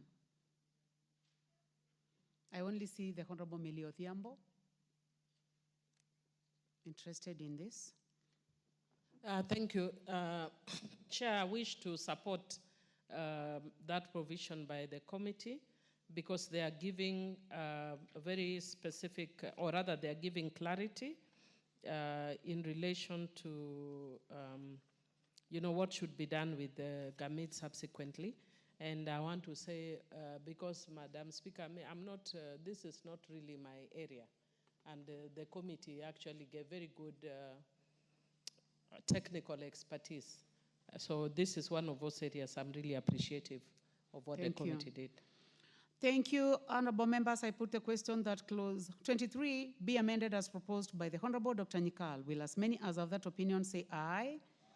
Will as many as of a contrary opinion say nay? There is have it. I now put the question that clause 23 as amended be part of the bill. Will as many as of that opinion say aye? Will as many as of a contrary opinion say nay? There is have it. Clause 24. I propose the question that clause 24 be part of the bill and there be no amendment. I now put the question that clause 24 be part of the bill. Will as many as of that opinion say aye? Will as many as of a contrary opinion say nay? There is have it. Clause 25. I propose the question that clause 25 be part of the bill. Chairman. Chair, we propose that clause 25 be amended as in the order paper, which is a deletion, and it has listed conditions. But the basic issue here is all those conditions are placing marriage as the main qualification for having assisted reproductive technology services. And the committee's position is that marriage should not be. So if you want assisted reproductive technology, if you are married or not married, you should get the services. Basically, that is the justification for that deletion. I propose the question that clause 25 be amended as proposed by the chairman. I do not see any interest in this, so I put the question that clause 25. I propose the question that clause 25 be deleted as proposed by the chair. No interest, so I put the question that clause 25 be deleted as proposed by the chair. Will as many as have that opinion say aye? Will as many as have a contrary opinion say nay? There is have it. Clause 26. I propose the question that clause 26 be part of the bill, Chairman. Chair, propose that clause 26 be amended as in the order paper, and the justification in A is indicating how people or children that come from assisted reproductive technology process should be treated as others, and the word that was being used as different from children that arise from sexual intercourse. And we felt that that's rather crude, and we used the word natural conception, which means the same thing, but I think is more civil. Then in B, this is already provided for, and in C, to align with the proposed amendment that the bill shall only apply to Kenyan citizens, and hence the question of citizen of a child born as a result of assisted reproduction does not arise. This bill actually, as is now, is basically the services will be available to Kenyans, so that when children that come out of this process, there is no question they are Kenyans. I think that is what we are actually indicating there. Thank you. I propose the question that clause 26 be amended as proposed by the chairman. Honorable Millie. I support, save that I want to remind the chair that we have not yet moved the amendment in relation to this bill being preserved for Kenyans. So I notice it is coming much earlier, so we might actually have to do a recommittal to provide for Kenyans. Otherwise, I support. I propose the question that clause 26 be amended as proposed by the chairman. Will as many as of that opinion say aye? Will as many as of a contrary opinion say nay? There is have it. I now put the question that clause 26 as amended be part of the bill. Will as many as of that opinion say aye? Will as many as of a contrary opinion say nay? There is have it. Clause 28. So we skip 27 as agreed earlier. I propose the question that clause 28 be part of the bill, Chairman.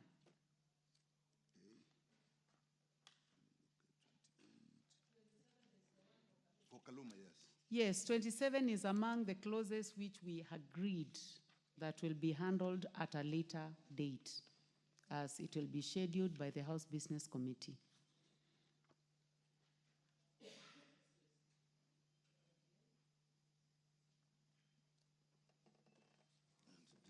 Let me see why we did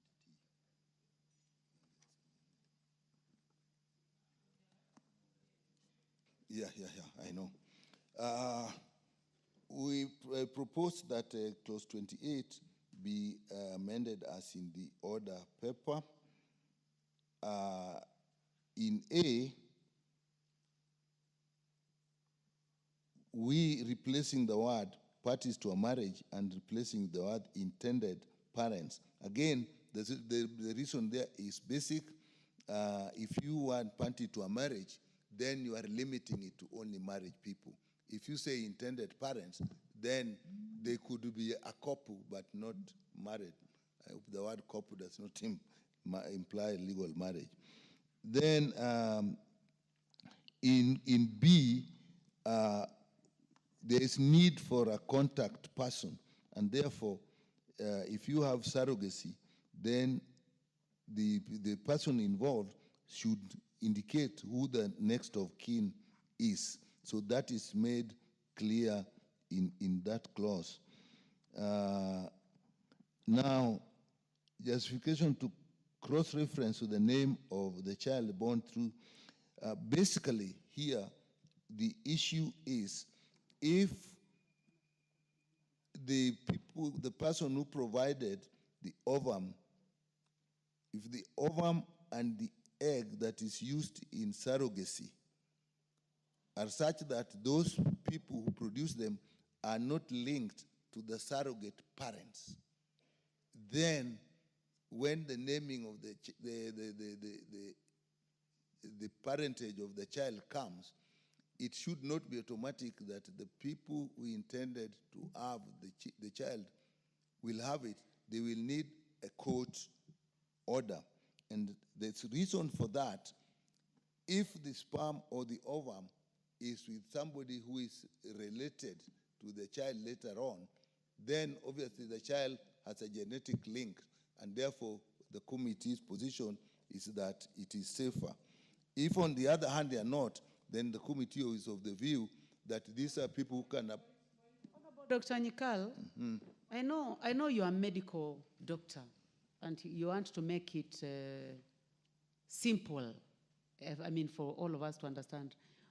No matter how much you explain, we may not understand.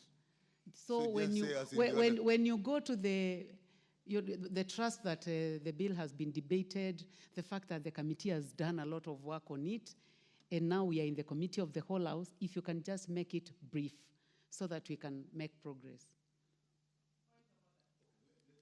What is out of order, Honorable Millie Odhiambo? Thank you, Chair. I'm actually just trying to make your life a little more difficult based on what you've just said.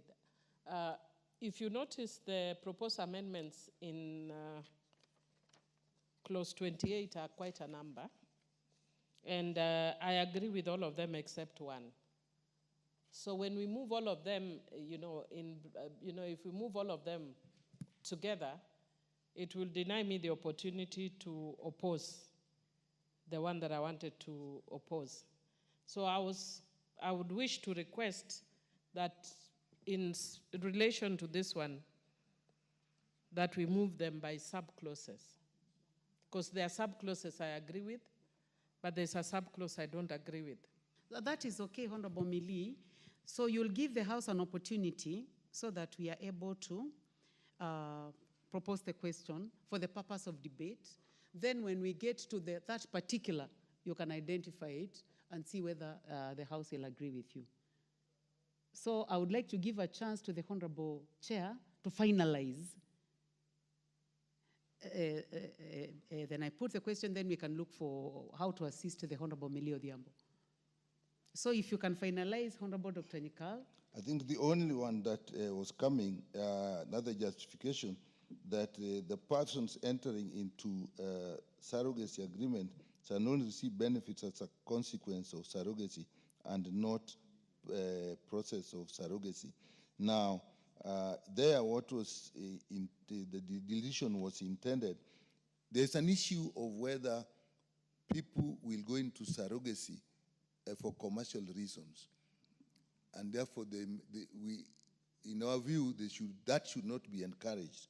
But if, because of surrogacy, they do need some material support, some financial support because of the process, then that should be allowed. I think that is what the last justification there has.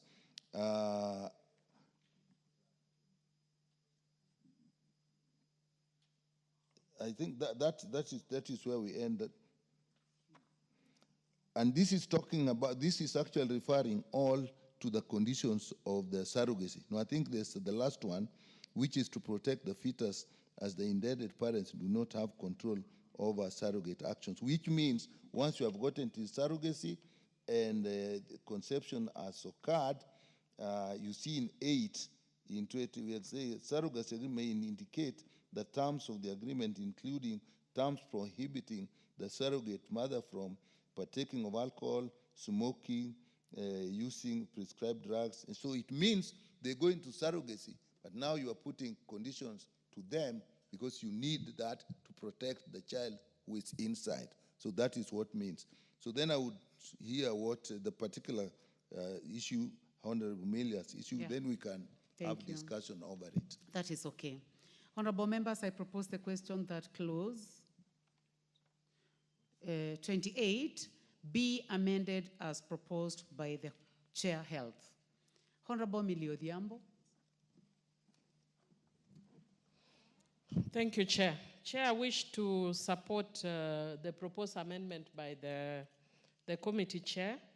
And upon reflection, actually, where I wanted to oppose, I've seen the wording is wording I could live with, because my concern was in relation to something that when we were debating this in the last parliament, Honorable Joyce Lay indicated that when she had her own child, she was forced to go to court to get a court order. And I think that's really demeaning for a person who is struggling so hard to have a child.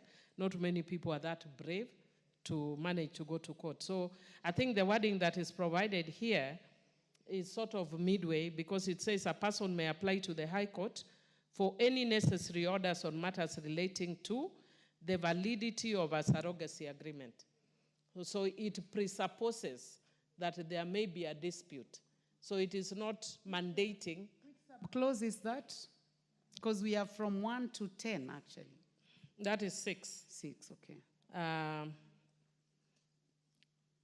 Sorry, by inserting a new subclause immediately after new subclause 5, which is a new subclause 6. Okay. So that is a proposed new subclause 6 of the same 28. So, but otherwise, I think one of the things that was of concern for me on the heading, other than the 28 that we have deferred that also protects the surrogate, I see that there is also quite a bit of protection of the surrogate in this part, which is, I would want us to have a balance of protecting intended parents, but also protecting the surrogates. Noted. So I support. Thank you. Okay, I think we can make progress. Honorable members, I now put the question that clause 28 be amended as proposed by the chairman. Will as many as of that opinion say aye? Will as many as of a contrary opinion say nay? There is have it. I now put the question that clause 28 as amended be part of the bill. Will as many as of that opinion say aye? Will as many as of a contrary opinion say nay? There is have it. Clause 29. I propose the question that clause 29 be part of the bill. Chairman, you have an amendment.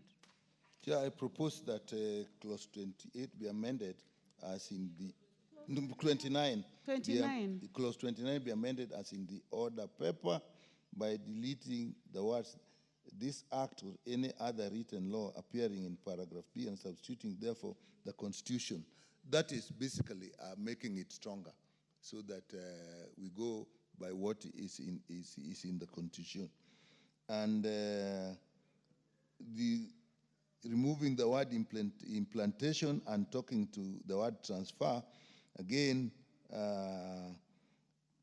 implantation occurs after transfer of fertilized ovum. That's a little more technical. There, the implementation is actually more accurate. You can transfer and there's no implantation. So we need that to be very, very clear. So the word in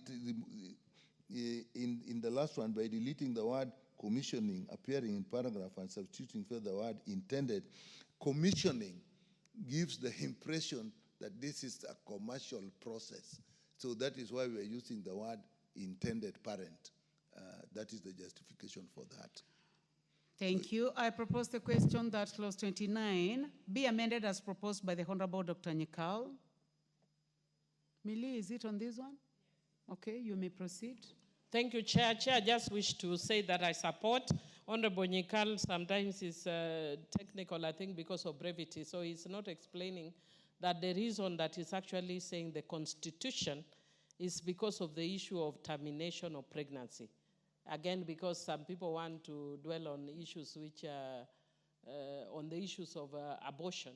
And we are saying that we are only following what is in the Constitution, so that if there is any termination of pregnancy, it is as per the Constitution. We are not providing anything new. Yeah.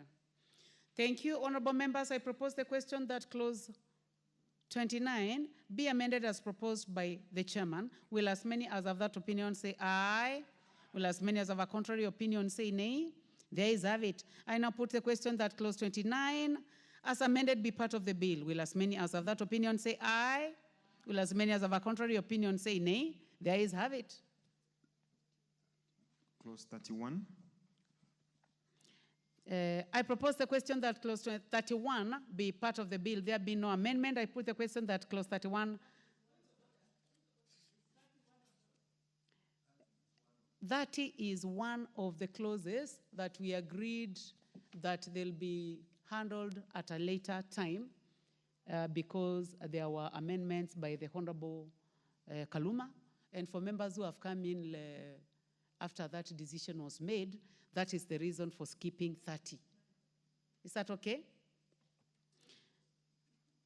I can hear the voice of the member for Baringo. I'm sorry, when I'm seated here, I'm not able to see when you lift your hand. Thank you, Madam Chair. So the best is to press the intervention button. Sure. But you may proceed. Okay, thank you, Madam Chair. I have a concern with Honorable Irene here, and I probably want to take you back a bit to number 29. I don't know whether that is possible. It's not possible, but I will just raise it. Number 7. The rules of the House now. Yes, I know. They do not allow you to go to 29. Member for Baringo. Yes, I know. But and even if you do it will not make a difference, but I can allow you to raise it. To raise it. Yes. It is number 7, Madam Chair, that the parties to a marriage shall not give any monetary or other benefits to the surrogate mother other than the expenses reasonably incurred in the process of the surrogacy. Whether that one is supposed to be debatable, because what then should be the reason why someone should surrogate? Need money.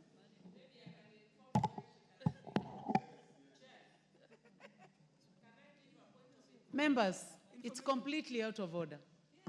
I could do it when I'm not seated where I'm seated now. I will be able to encourage that debate. Unfortunately, I cannot go to clause 28. Who do you want to inform?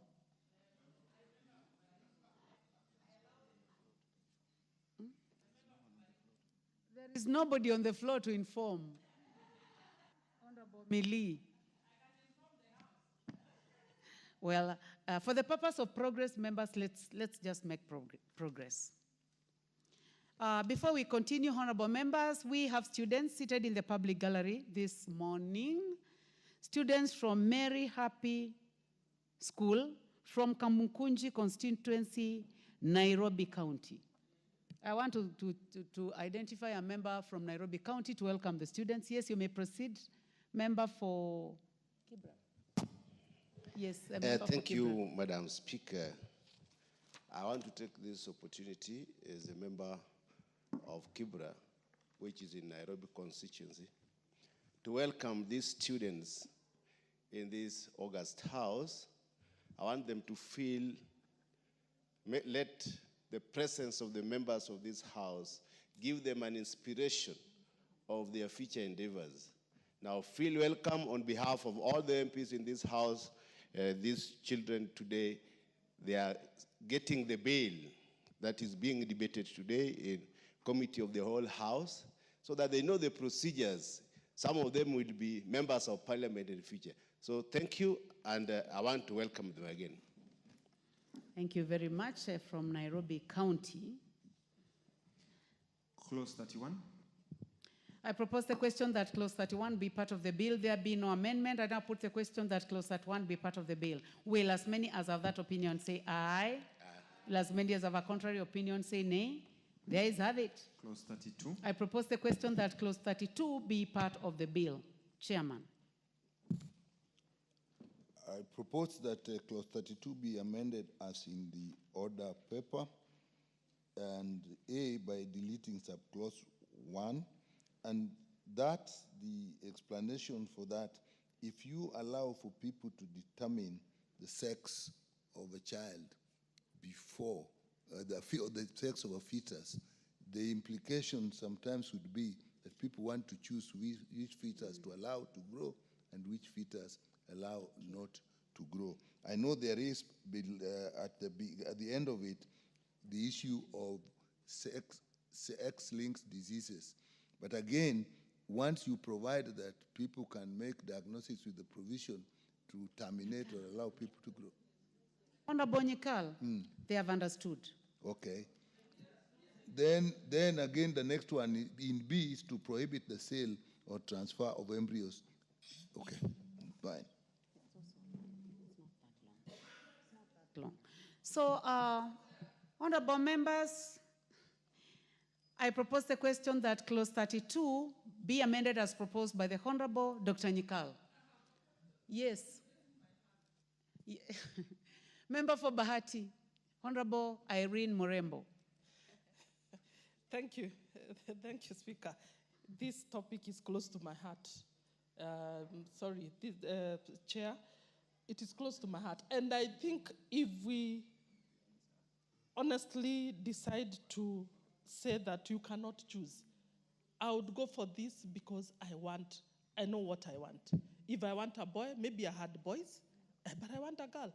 I would not go for that if I know, if I had a choice, I would not have gone for that. But I think it should be open because many couples would be going for it because of choices. I would want to choose whether it is a boy, I would want to choose if it's a girl. I think we should not limit people to what they want. Remember, I'm spending money to do this. And I'm doing this out of choice. I'll also choose whether they should have blue eyes or they should have black eyes. Or they should be brown or not brown. Remember, that's my choice. I don't think we should limit it. That is okay. Member for Bahati. Yes, the Honorable Sunkuli, member for Kilgoris, and member of Health Committee. Yeah, Madam Chair, the problem with that is being raised by our honorable colleague from Bahati is a huge moral issue, a huge ethical issue that cannot be finalized in this committee, because one of the biggest problems some of us have, if you have to choose the child's color or choose the sex, that means you are encouraging termination of that pregnancy. You are going into a world which is full of ethical issues. I think this is about life. This is not about just a simple thing. I think anyway, but most important thing is that we have gone through this debate and even through the winnowing, and we have raised these issues. I think it is only fair for the House to look at it and say, let's not get into that deep water of ethical issues. You want to kill the one that you don't like so that you can survive? Honorable Jamatia. Thank you so much, Chair. I also want to add to what Honorable Irene and what Honorable Sunkuli is saying. I think we are allowing science to play. And when we allow science, we are not looking at it from the negative. And I like what the chair of the committee said, that we would not encourage the abortion. We would strictly abide to the Constitution, that I don't think you want to kill because of the sex. Because you can still predetermine the sex before the fetus grows. That is science. Yes. Honorable Millie Odhiambo, Chair, you'll be the last to make a comment, then I'll put it. Thank you, Chair. Chair, I know after this that. is one of those difficult issues. I understand, Honorable Irene, in the one hand that culturally sometimes there are people who are divorced because they don't have sons or daughters. So there are people who may want to, mainly sons, but there are people who may want to go into assisted reproduction so that they save their marriage by getting a son. However, again, I want to also agree with Honorable Sukuli that there are many serious ethical issues when we think, and I think the example that Honorable Irene gave puts us in that murky water. When you talk about whether it's black or white or green or yellow, then we are talking about designer babies. I think from our perspective in Kenya, we are less concerned about designer babies, but much more about the social issues. But having said that, Chair, even though I agree with the deletion by the Chair, it's not for the reasons that he gives. It's because of 31. 31 already speaks to 32. So, but it's not because what 32 says is a person shall not knowingly provide, prescribe, or administer anything that shall ensure or increase the probability that an embryo shall be of a particular sex. So it is actually, he's actually saying the opposite of what this says. But if you delete it, if 31 was not there, then you are supporting Irene. But 31, 31 still opposes Irene. So otherwise, I support you, Chair. But for the reason that it's already catered for in 31. Okay, Chairman, you can make your comments brief so that we push the question. If I take Honorable Millie's point on 31 and 32, but if we come back to the moral issue, because we have to realize that even when this bill is in effect, people will still raise these issues, and therefore we would want to have a very sound basis for what we are saying or doing at this point. Now, if you say you want to make a choice, and then you are not committing abortion or killing somebody, you must go then to the definition of when life starts. And in our Constitution, life starts as conception, and conception means implantation. Now, if that would mean you will have then to go to that level, and once they have been implanted, now you then want to terminate, that now will be termination. So then constitutionally, we'll still be in order. We'll still not be in order. Well, honorable members, I now put the question that clause 32 be amended as proposed by the honorable chairman. Will as many as have that opinion say aye? Will as many as have a contrary opinion say nay? The ayes have it. I now put the question that clause 32 as amended be part of the bill. Will as many as have that opinion say aye? Will as many as have a contrary opinion say nay? The ayes have it. Clause 33. I propose the question that clause 33 be part of the bill. Chair, you have an amendment.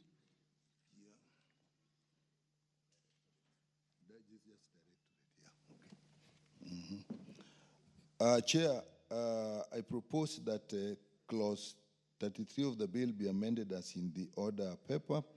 And this, as I said earlier, is just because we have deleted or removed the issue of directorate, you have a council. So everything therefore in the past in A refers to what is in the is already we have agreed on that. Wherever there's a directorate, we'll then replace with the word council. Yes, I think that decision the House has already made. Yeah. Honorable members, I propose the question that clause 33 be amended as proposed by the Honorable Dr. Nikal. I do not see any interest in this. So I put the question that clause 33 be amended as proposed by the chairman. Will as many as of this opinion say aye? Will as many as our contrary opinion say nay? The ayes have it.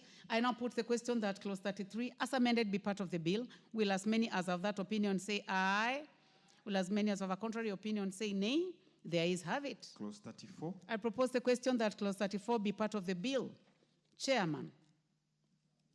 We propose that clause 34 be amended as in the bill, and again, in 1, the justification again refers to. Chairman, you propose that that clause be Be amended amended as in the order paper. as it is in the order paper. Yeah, as it's in the order paper, and the justification in 1 is because that is related to the council that we are already dealt with, and the other one, to the age, we're just conforming to consent to age or in conformity with the age to marry, and in clause in B and C, for alignment with the proposed amendment that again that links with the issue of the council and the directorate. Thank you. I propose the question that clause 34 be amended as proposed by the chairman. I put the question. Yes. I now put the question that clause 34 be amended as proposed by the chair. Will as many as have that opinion say aye? Will as many as have a contrary opinion say nay? There is have it. I now put the question that clause 34 as amended be part of the bill. Will as many as have that opinion say aye? Will as many as have a contrary opinion say nay? There is have it. Clause 35. I propose the question that clause 35 be part of the bill. Chairman. I propose that clause 35 be amended as in the order paper. Again, this is in relation to the functions of the council instead of the directorate. Thank you. I propose the question that clause 35 be amended as proposed by the chair. There be no interest, and I put the question that clause 35 be amended as proposed by the chair. Will as many as of that opinion say aye? Will as many as of a contrary opinion say nay? There is have it. I now put the question that clause 35 as amended be part of the bill. Will as many as of that opinion say aye? Will as many as of a contrary opinion say nay? There is have it. Clause 36. I propose the question that clause 36 be part of the bill. Chairman. I propose that the clause 36 be amended as in the order paper. Again, it is for the same reason that now we have to replace the word directorate with council. Thank you. I propose the question that clause 36 be amended as proposed by the chairman. I now put the question that clause 36 be amended as proposed by the chair. Will as many as have that opinion say aye? Will as many as have a contrary opinion say nay? The ayes have it. I now put the question that clause 36 as amended be part of the bill. Will as many as have that opinion say aye? Will as many as have a contrary opinion say nay? The ayes have it. Clause 37. I propose the question that clause 37 be part of the bill. Chairman. Again, Chair, we propose that clause 37 be amended as in the order paper. Again, the justification is in alignment with the decision of the council instead of directorate. I propose the question that clause 37 be amended as proposed by the Honorable Dr. Nyikal. I now put the question that clause 37 be amended as proposed by the chair. Will as many as have that opinion say aye? Will as many as have a contrary opinion say nay? There is have it. I now put the question that clause 37 as amended be part of the bill. Will as many as have that opinion say aye? Will as many as have a contrary opinion say nay? There is have it. Clause 38. I propose the question that clause 38 be part of the bill. Chairman.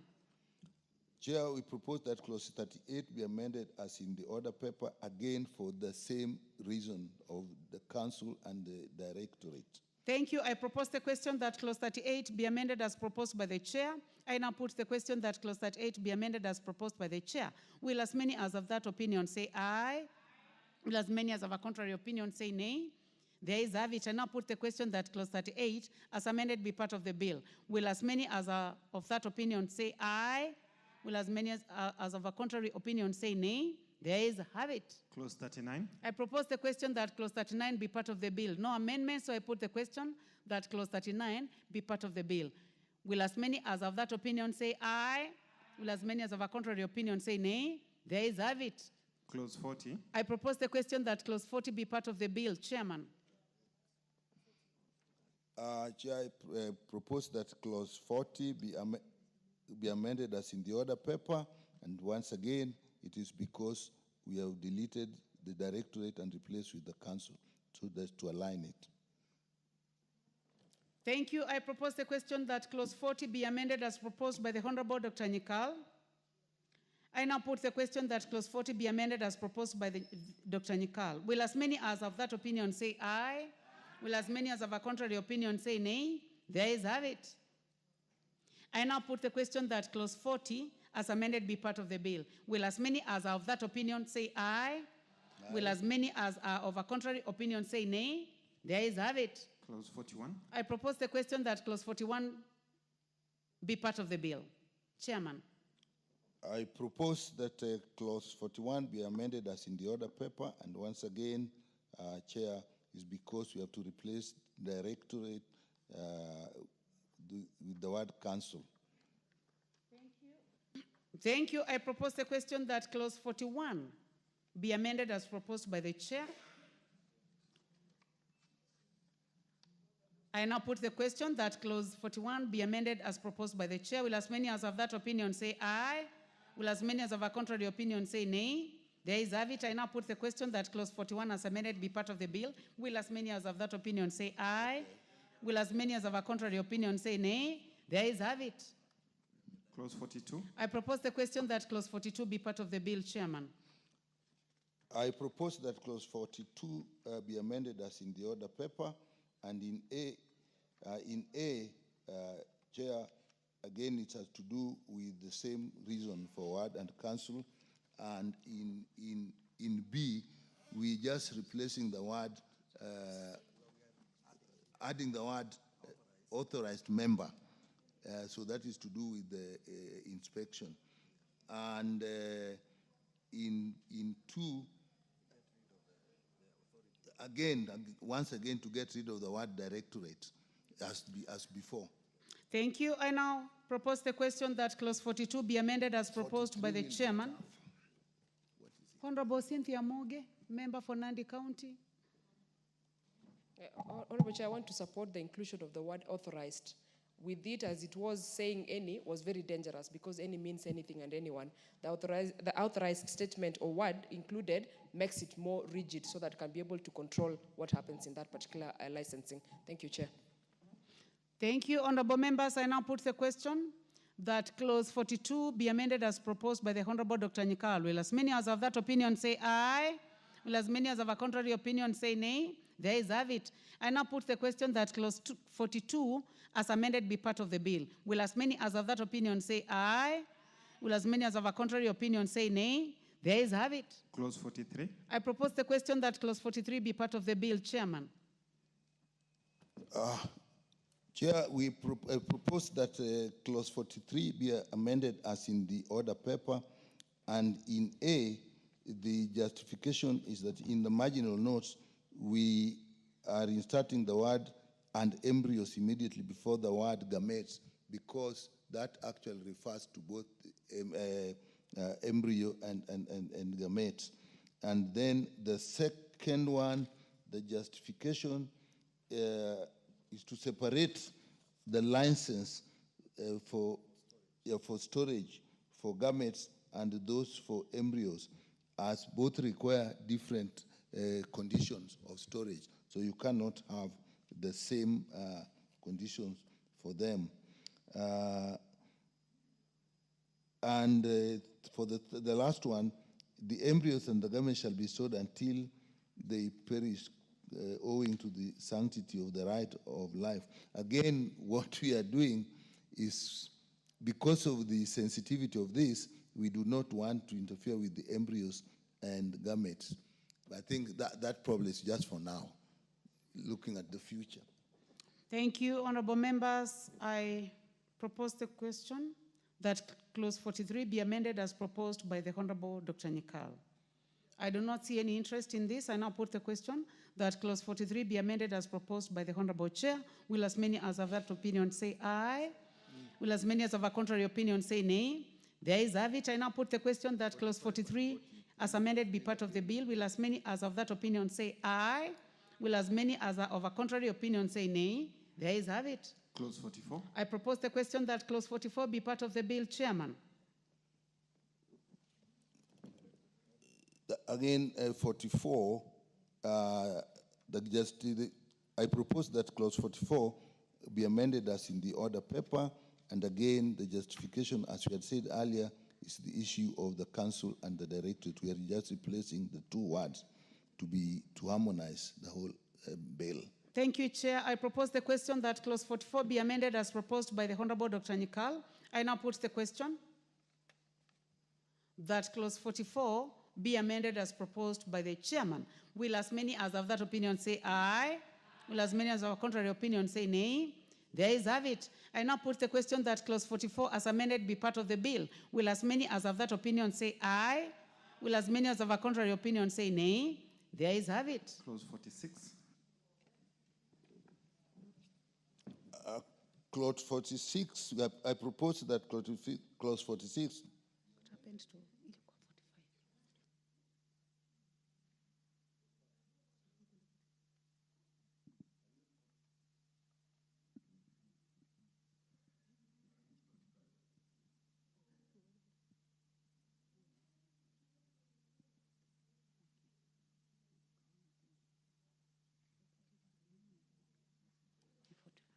Clause 45. Yes, Honorable Irene, member for Bahati. Sorry, I hope I'm not taking you back, but I'm trying to look at this bill, and I'm wondering, when you license these, say, hospitals or whoever is a licensed doctor, is there any chance that I may have my embryos stored and they sell without my authority? Is there a clause trying to protect my embryos?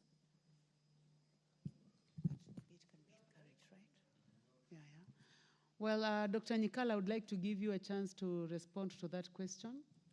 We actually have a provision that nobody can handle any embryo without consent of the owner of the embryo.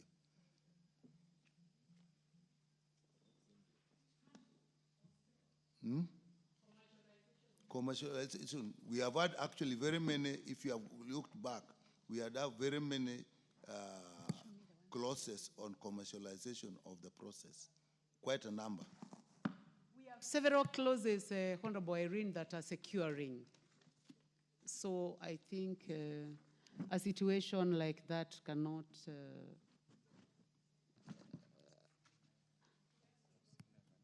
happen. Look at from clause 11, use of embryo, consent of parties, posthumous use without consent, circumstances for undertaking, assisted. You just need to go to the bill and you'll see that the committee did a very good job.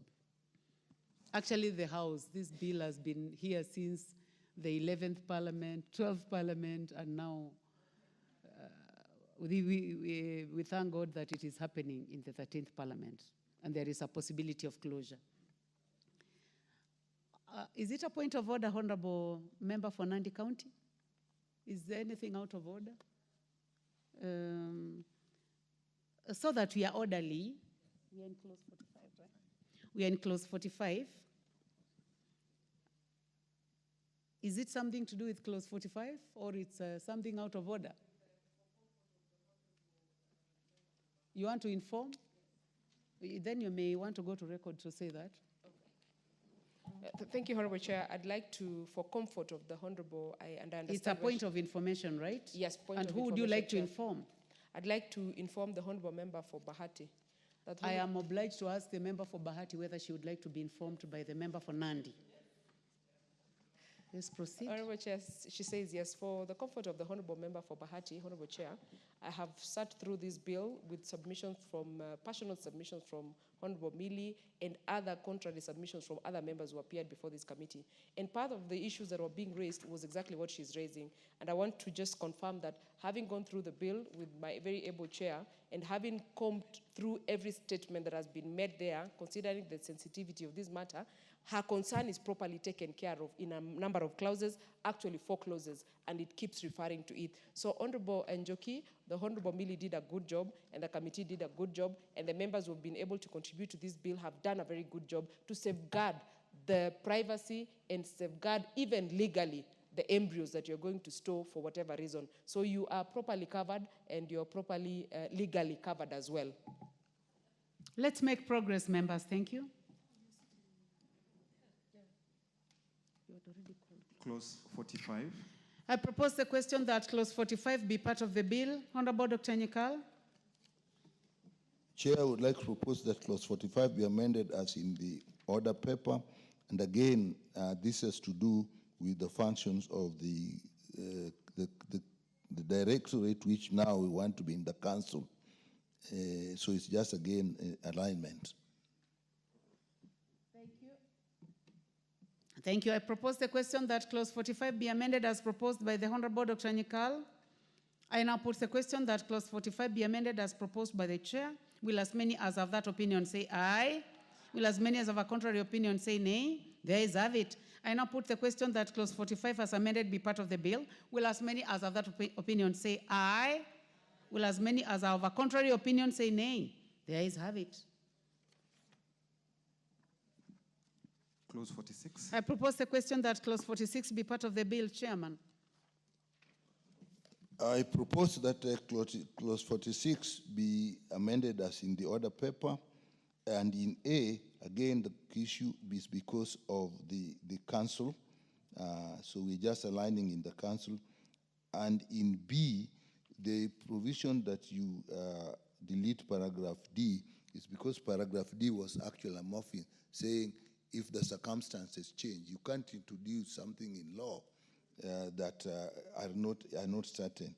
And in the other, to empower the council to revoke licenses for persons who have committed serious offenses and are of questionable character. Again, it's protective.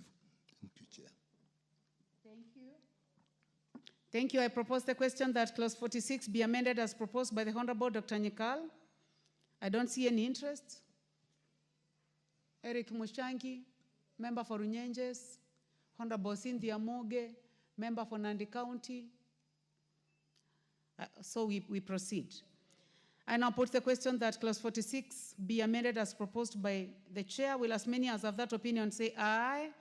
Will as many as have a contrary opinion say nay? There is have it. I now put the question that clause 46 as amended be part of the bill. Will as many as have that opinion say aye? Will as many as have a contrary opinion say nay?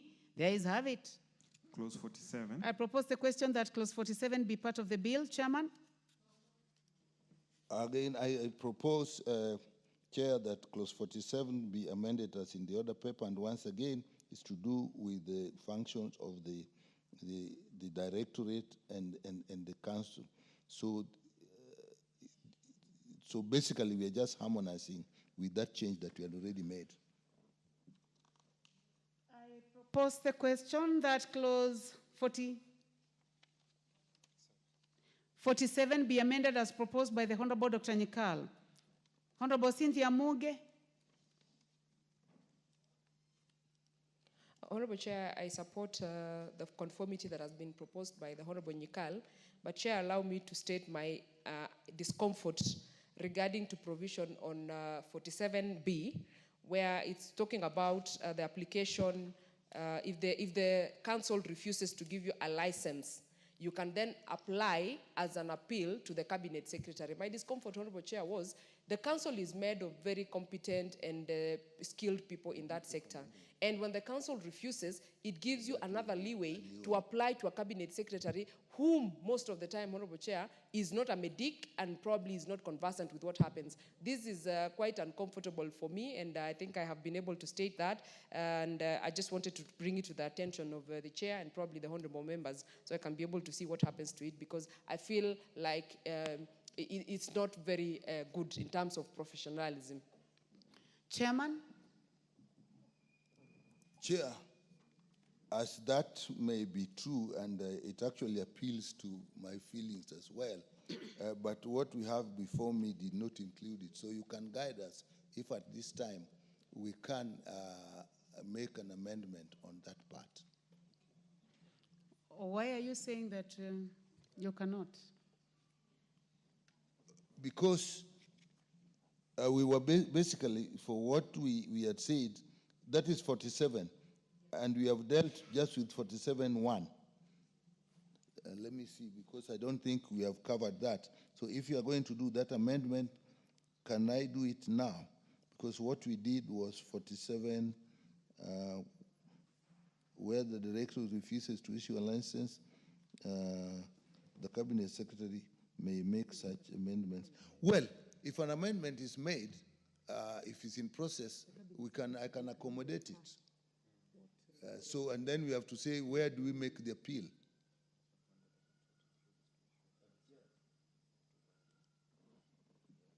Directorate, it has refused to issue a license, and it has also refused to vary.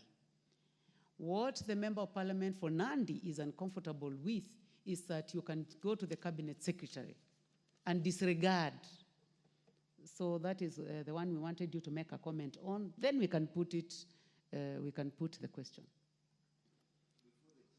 Before the chair thinks, let's hear from the member for Kibra.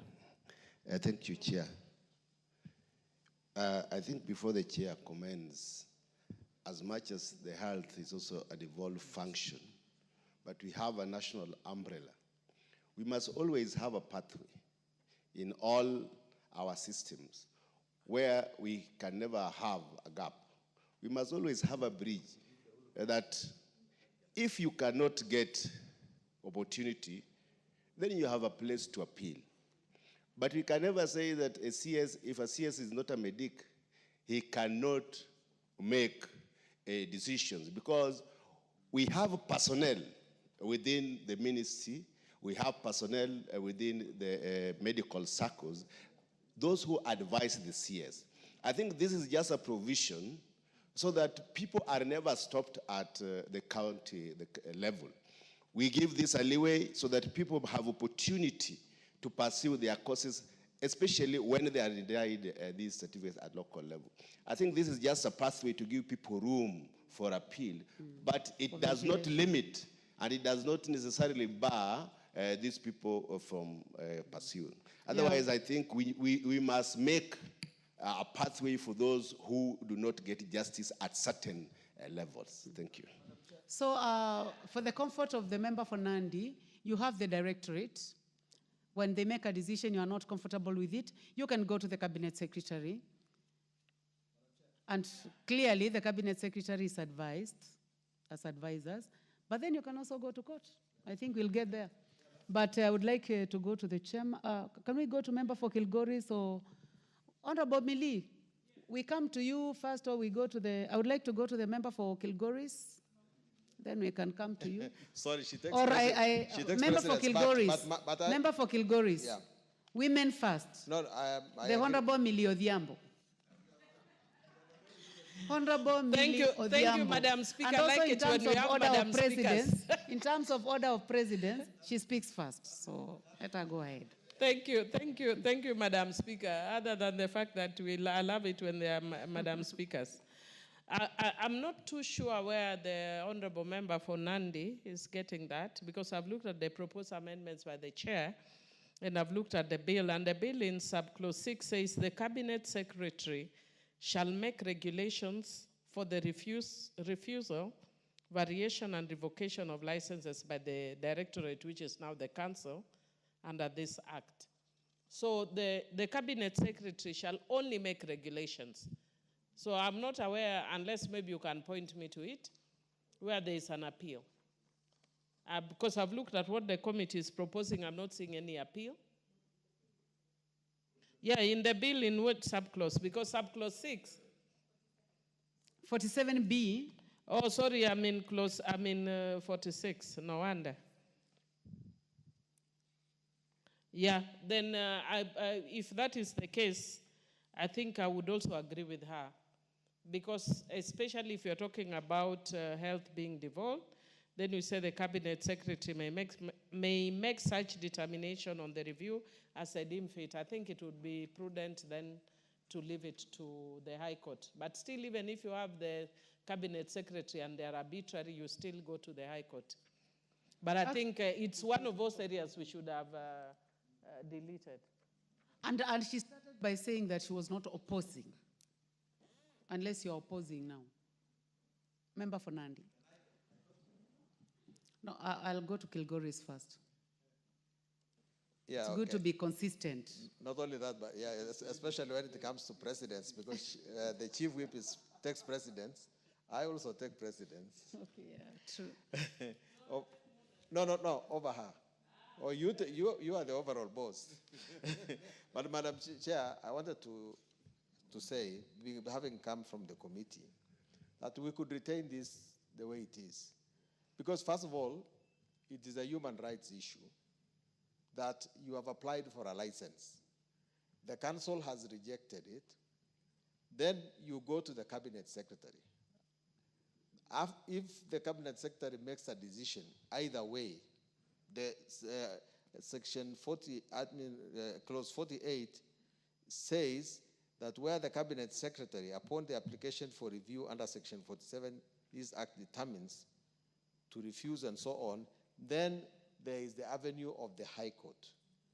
And what was more consoling to me, again, being a member of the Delegated Legislation Committee, is that these things that the Cabinet Secretary will do must be part of the delegated legislation. And under 47, they can actually make regulations. And we hope that because Section 47 comes before 48, that therefore his determination is not a blanket one. It is with respect to the regulations that they are going to make under 47. Thank you. So I think that the process is due. Thank you, honorable members. I propose the question that clause 47 be amended as proposed by the Honorable Dr. Nikal. Will as many as have that opinion say aye? Will as many as have a contrary opinion say nay? The ayes have it. I now put the question that clause 47 as amended be part of the bill. Will as many as have that opinion say aye? Will as many as have a contrary opinion say nay? The ayes have it. 48. Clause 48. I propose the question that clause 48 be part of the bill. There be no amendment. I now put the question that clause 48 be part of the bill. Will as many as have that opinion say aye? Will as many as have a contrary opinion say nay? The ayes have it. Clause 49. I propose the question that clause 49 be part of the bill. Chairman? I propose that clause 49 be amended as is proposed in the order paper. And again, Chair, this is because we have to harmonize with our decision to remove the directorate and replace it with the council. Thank you. I propose the question that clause 49 be amended as proposed by the chair. I now put the question that clause 49 be amended as proposed by the chair. Will as many as have that opinion say aye? Will as many as have a contrary opinion say nay? The ayes have it. I now put the question that clause 49 as amended be part of the bill. Will as many as have that opinion say aye? Will as many as have a contrary opinion say nay? The ayes have it. Clause 50. I propose the question that clause 50 be part of the bill. Chairman. I propose that clause 50 be amended as in the order paper by deleting the words knowingly or recklessly appearing in that and inserting in the new following immediately is liable to conviction, to fine. This basically is providing a penalty for the offenses committed under 50. I propose the question that clause 50 be amended as proposed by the Honorable Chair. Honorable Cynthia. I support the amendment, Honorable Chair, because anything that is done can easily be termed as unknowingly and lack of recklessness. So removing it so that if you commit the offense, we don't care what you're doing. You just committed the offense and therefore you should be punished. This is a very delicate matter. Thank you. I propose the question that clause 50 be amended as proposed by the chair. Will as many as have that opinion say aye? Will as many as have a contrary opinion say nay? The ayes have it. I now put the question that clause 50 as amended be part of the bill. Will as many as have that opinion say aye? Will as many as have a contrary opinion say nay? The ayes have it. Clause 51. I propose the question that clause 51 be part of the bill. I now put the question that clause 51 be part of the bill. Will as many as have that opinion say aye? Will as many as have a contrary opinion say nay? The ayes have it.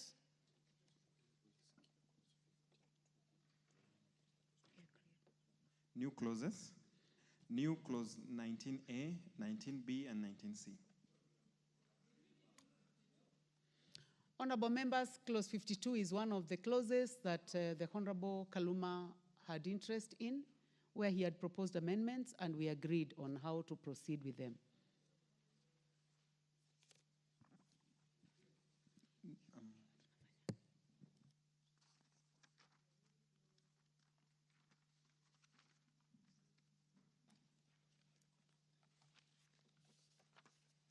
New clauses 19A, 19B, and 19C.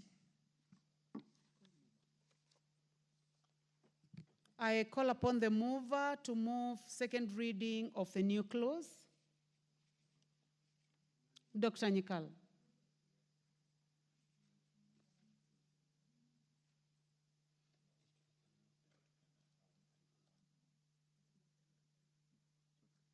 I suggest that you move all the clauses, all the new clauses together.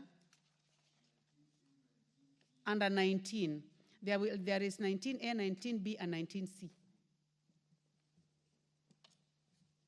And I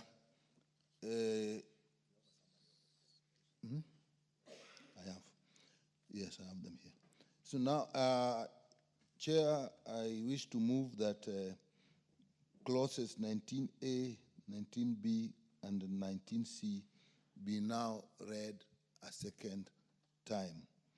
And the justification is for 19A is to limit the number of donations of gametes and surrogates for the health and the well-being of the surrogate mothers and even the fetuses, so that we limit the number that can be somebody can do. That is in 19A. In 19B is to provide the age limit of donors to ensure that quality gametes, again, this is basically limiting the age for which you can obtain gametes. That's either ovum or sperms for the age, and that is required for optimum and possible success of the transfers. And 19C,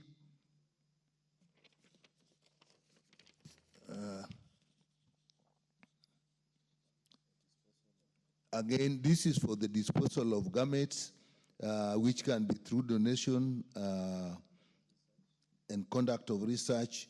And I want to say this is extremely, extremely important, because when you have the gametes that have been actually harvested and we don't put into place how they are disposed of and how long they take to be disposed of, then again there can be issue of misuse, particularly under research. Research is actually more worrying than all the others. So I therefore beg to move.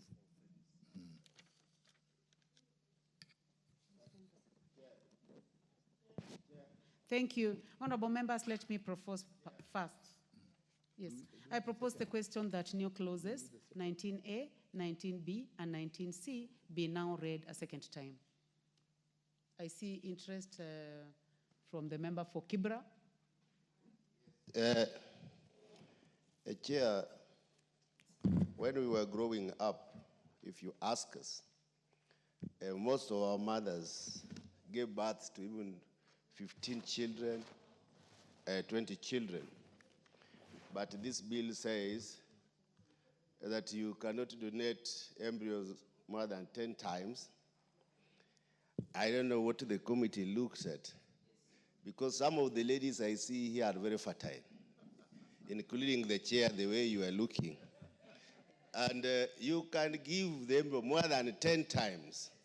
And I think it should be limitless, because some even give birth after every 1 year. I have also seen that they are giving the age, especially on the men who donate sperms, that they take age limit. But you know, even wine, as you have wine, the number of years the wine stays, then it matures, and it gets better. Some men like Dr. Nick. Order. Are you relating sperms to wine? That the longer the sperms stay, the better? That is I know this is a reproductive, assisted it is reproduction bill. it is an analogy that I'm giving because some men are very productive even at 70 years. Even my brother here, Dr. Nikal, if you look at him. So let us not limit the age, although I support the bill. Thank you. Well, this is a house of debate. Yes, a member for Baringo County. Wait, we give you a mic. Thank you, Madam Chair. I also want to support this bill by, I am supporting generally the bill, but on clause 19A, I am with Honorable from Kibra that you do not limit. First of all, it is a wish. The member for Kibra is called Honorable Orero. Honorable Orero is also my friend, Madam Chair. For me, I want to speak, my mother has more than, we are in our home, we are more than 14. Literally, we are actually beyond what the committee is trying to restrain here. And I know women who have up to 18 children. So this is not debatable. I think the committee should just let free the number of how many eggs I can donate. Sometimes, due to genes, we can allow eggs because some genealogy are better than others. Somebody and many people would probably want to have children from one lineage and one gene because of many things and variety, probably resistance and age, height and all many other factors. So these are things that should be considered when dealing with such bills. And it should be free. We were given the power to procreate and to produce. Thank you, Chair. Yes, thank you. Member for the Honorable Millie Odhiambo, member for Suba. Thank you, Chair. Chair, I wish to support the committee, especially on 19A. We limit the number of times a person can donate their gametes or embryos to 10 times. And the reason is that if you have more children that are born through donation, there is a likelihood of people marrying their relatives. Secondly, a person, when we are talking about surrogate, and I want to thank the honorable member for raising the issue about the fact that the mother has 14 children, but that is her children. A surrogate, this is not her children. She will still need to have her own children. So if you let a woman carry 10 children for somebody else, we are compromising their own right or their own possibility of having their own children. And because of poverty, there are people who may think, even though we are prohibiting commercialization, we know that people may still try and commercialize under the chair. So there are people who will still go in because of commercialization, compromise their own health. So we are also protecting the surrogate. And also the same thing of not entering into surrogacy more than 3 times in her lifetime, so that it is also limiting, basically limiting commercialization. And then I also support the issue of disposals of gametes and 19C. However, Chair, I wish to propose an amendment in 19B by deleting the word or. Because if 19B1 says, a cryobank shall obtain A, male gametes from males between 21 years of age and 35 years of age, or oocytes from female between. So it means they either have male or female, not both. So I'm proposing that we delete the word or, so that we can have, the cryobank can have both oocytes and gametes from male and females. Thank you.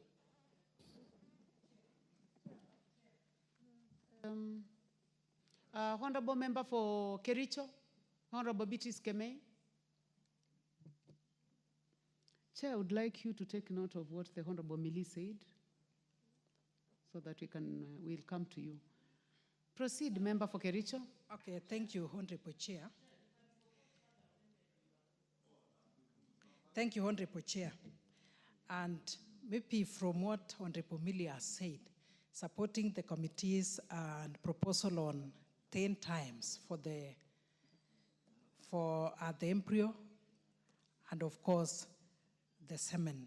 I'm wondering why they arrive at 10 times, not more, not less. Let me be informed of the reason why 10 times. I'm getting it, Honorable Millie, that if we have more times, then people will have blood relatives. But why 10 times? Let me get the information from there, Honorable Chair. Why 10? Honorable Chair, members, for the purpose of progress, I would like now to give the chance to the chair. Are you the one who is prosecuting on behalf of the chair that particular area? Okay. Let the chair decide. Let the Honorable Sunkuli speak, then we come to you because you have a decision to make on the Honorable Millie's matter. Points, Madam Chair. We realize that mic is not working very well. And this one? Yes. Yeah, so there are 2 points, Madam Chair. First of all, I agree totally that if we allow somebody to go on a random production of children, that we will end up producing a very bad genetics, Madam Chair, because incest will take place. And at any rate, I don't think it's good to get one man to populate the world. I think it's... But on this issue of all, I just wanted us to read it correctly, this issue of all, because it says a cryptobank shall obtain A, male gametes from males between 21 years of age and 35 years of age, or oocytes from females between 23 years of age and 25 years of age. Now, a cryptobank can choose between the two. But if you say and, that means you are compelling them. Yeah. So,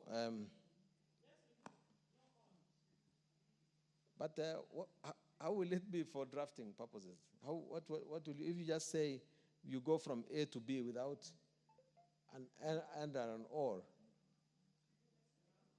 I think grammatically it's okay.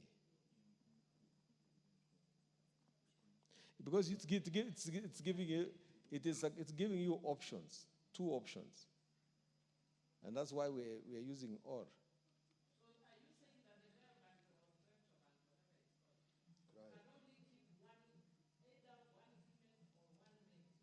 No, you see, if you choose between male and females of 21 years of age, so that is males are of 21 years of age and 35 years of age, but females are 23 years of age and 35 years of age. So if it was describing male and female of the same character, of the same ages, then you would do it in even one paragraph. But now if you are varying the qualifications of a woman and leaving the one of a man different, then you definitely need to do the 2 paragraphs.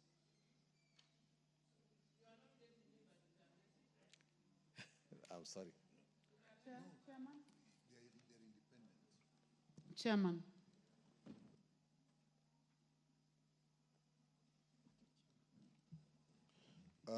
Chair, on 19A, 2, we are actually talking of 10 children who are genetic siblings. And I think Honorable Millie is not having surrogacy 10 times. And Honorable Millie has indicated that there's a danger that you'll have very many children who actually are the same genetic pattern. And that is actually risky. That's why we are 10 children. Now, many of these things come out of observations. Science is basically observations. So in places where they have done this thing many times, the probability when you get to beyond 10 becomes much higher. But there are times that later on science can prove that that's not so. Then we can always amend the bill. Then when you come to surrogacy, more than 3 times in a lifetime, I think for a surrogacy is 3 times. Now, basically, surrogacy is actually a very strenuous thing. It's not like normal conception. You go through hormonal preparations, you then go through procedures, and it's something you are not doing for yourselves, you are doing for other people. If you now allow it, so people then become professional surrogates, I think that will not be altruistic.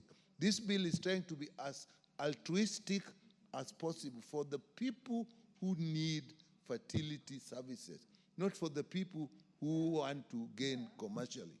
And Chair, then, the part where we had a problem was 19B. Yeah, The rest was not. Okay, now not being 19B, contested. the 2 things are independent. Gametes or from males will be totally different from oocytes from females. So they're independent. I actually don't see why we should link them. Because when somebody comes to you to donate an ovum, that will be a lady coming to donate. I don't see where they will come with a man and So the lady. does the or remain? We delete. So you just advise me on how to handle the word or, and then we delete it. So if I need further amendment, I propose further amendment that we delete or in 19B. You move in an amended form. Yeah, so I move that then 19B proceed in an amended form with the deletion of or. Okay. Noted. So thank you, Chair. Members, allow me now to put the question that new clauses 19A, 19B, and 19C be now read a second time. Will as many as have that opinion say aye? Will as many as have a contrary opinion say nay? There is have it. I now propose the question that clauses 19A, 19B, and 19C be part of the bill. I now put the question that clauses 19A, 19B, and 19C be part of the bill. Will as many as have that opinion say aye? Will as many as of a contrary opinion say nay? There is have it. New clause 24A. I propose the question that new clause 24A be now read a second time. Chairman. Chair, I beg to move clause 24A now be read a second time.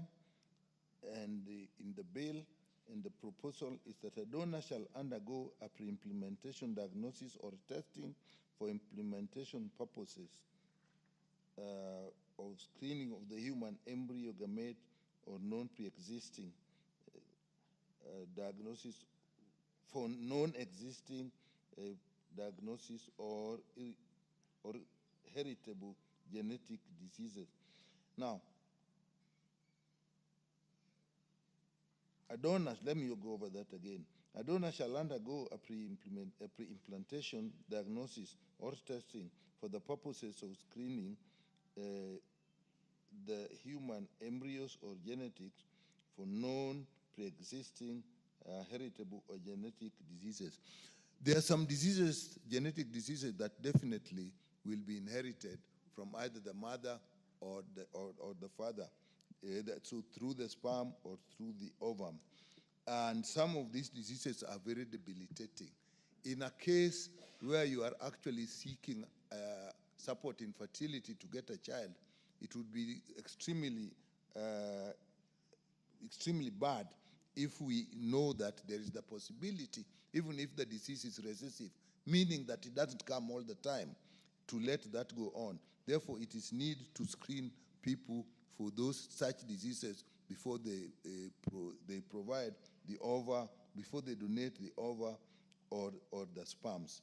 And therefore, we need to protect the fetuses that will come from this process. Yeah. So I beg to move. Thank you. Thank you very much. Honorable members, I now propose the question that clause 24A be now read a second time. Honorable Cynthia Muge, I can see you have interest in this one. No, Honorable Chair, previously when this proposal was put forward, I sort of resisted it because I thought probably you sort of want to predetermine what you want to get. But Honorable Speaker, looking at a number of people who are born with sickle cell anemia is not the kind of risk that you would want to undertake when you're actually seeking for surrogacy. So I support and I highly recommend that this particular clause, Honorable Speaker, Honorable Chair, is going to really help us with some of those preventable diseases that can be detected before the implantation is happening. So I support this particular clause. Thank you. Honorable members, I put the question that clause 24A be now read a second time.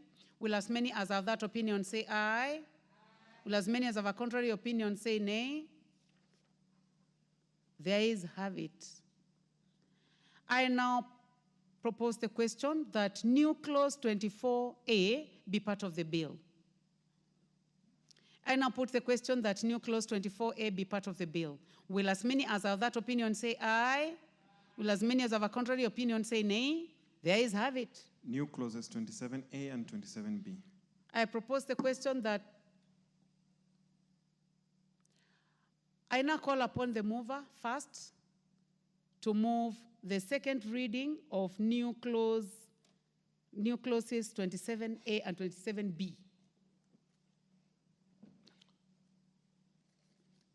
Chair, I beg to move that clauses 27A and 27B be now read a second time.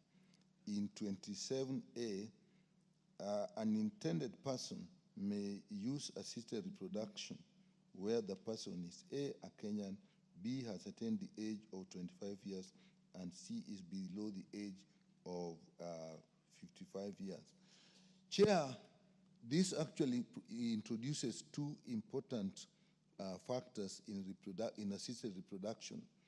One, as we indicated earlier, we want to limit this bill to Kenyans, this law to Kenyans only.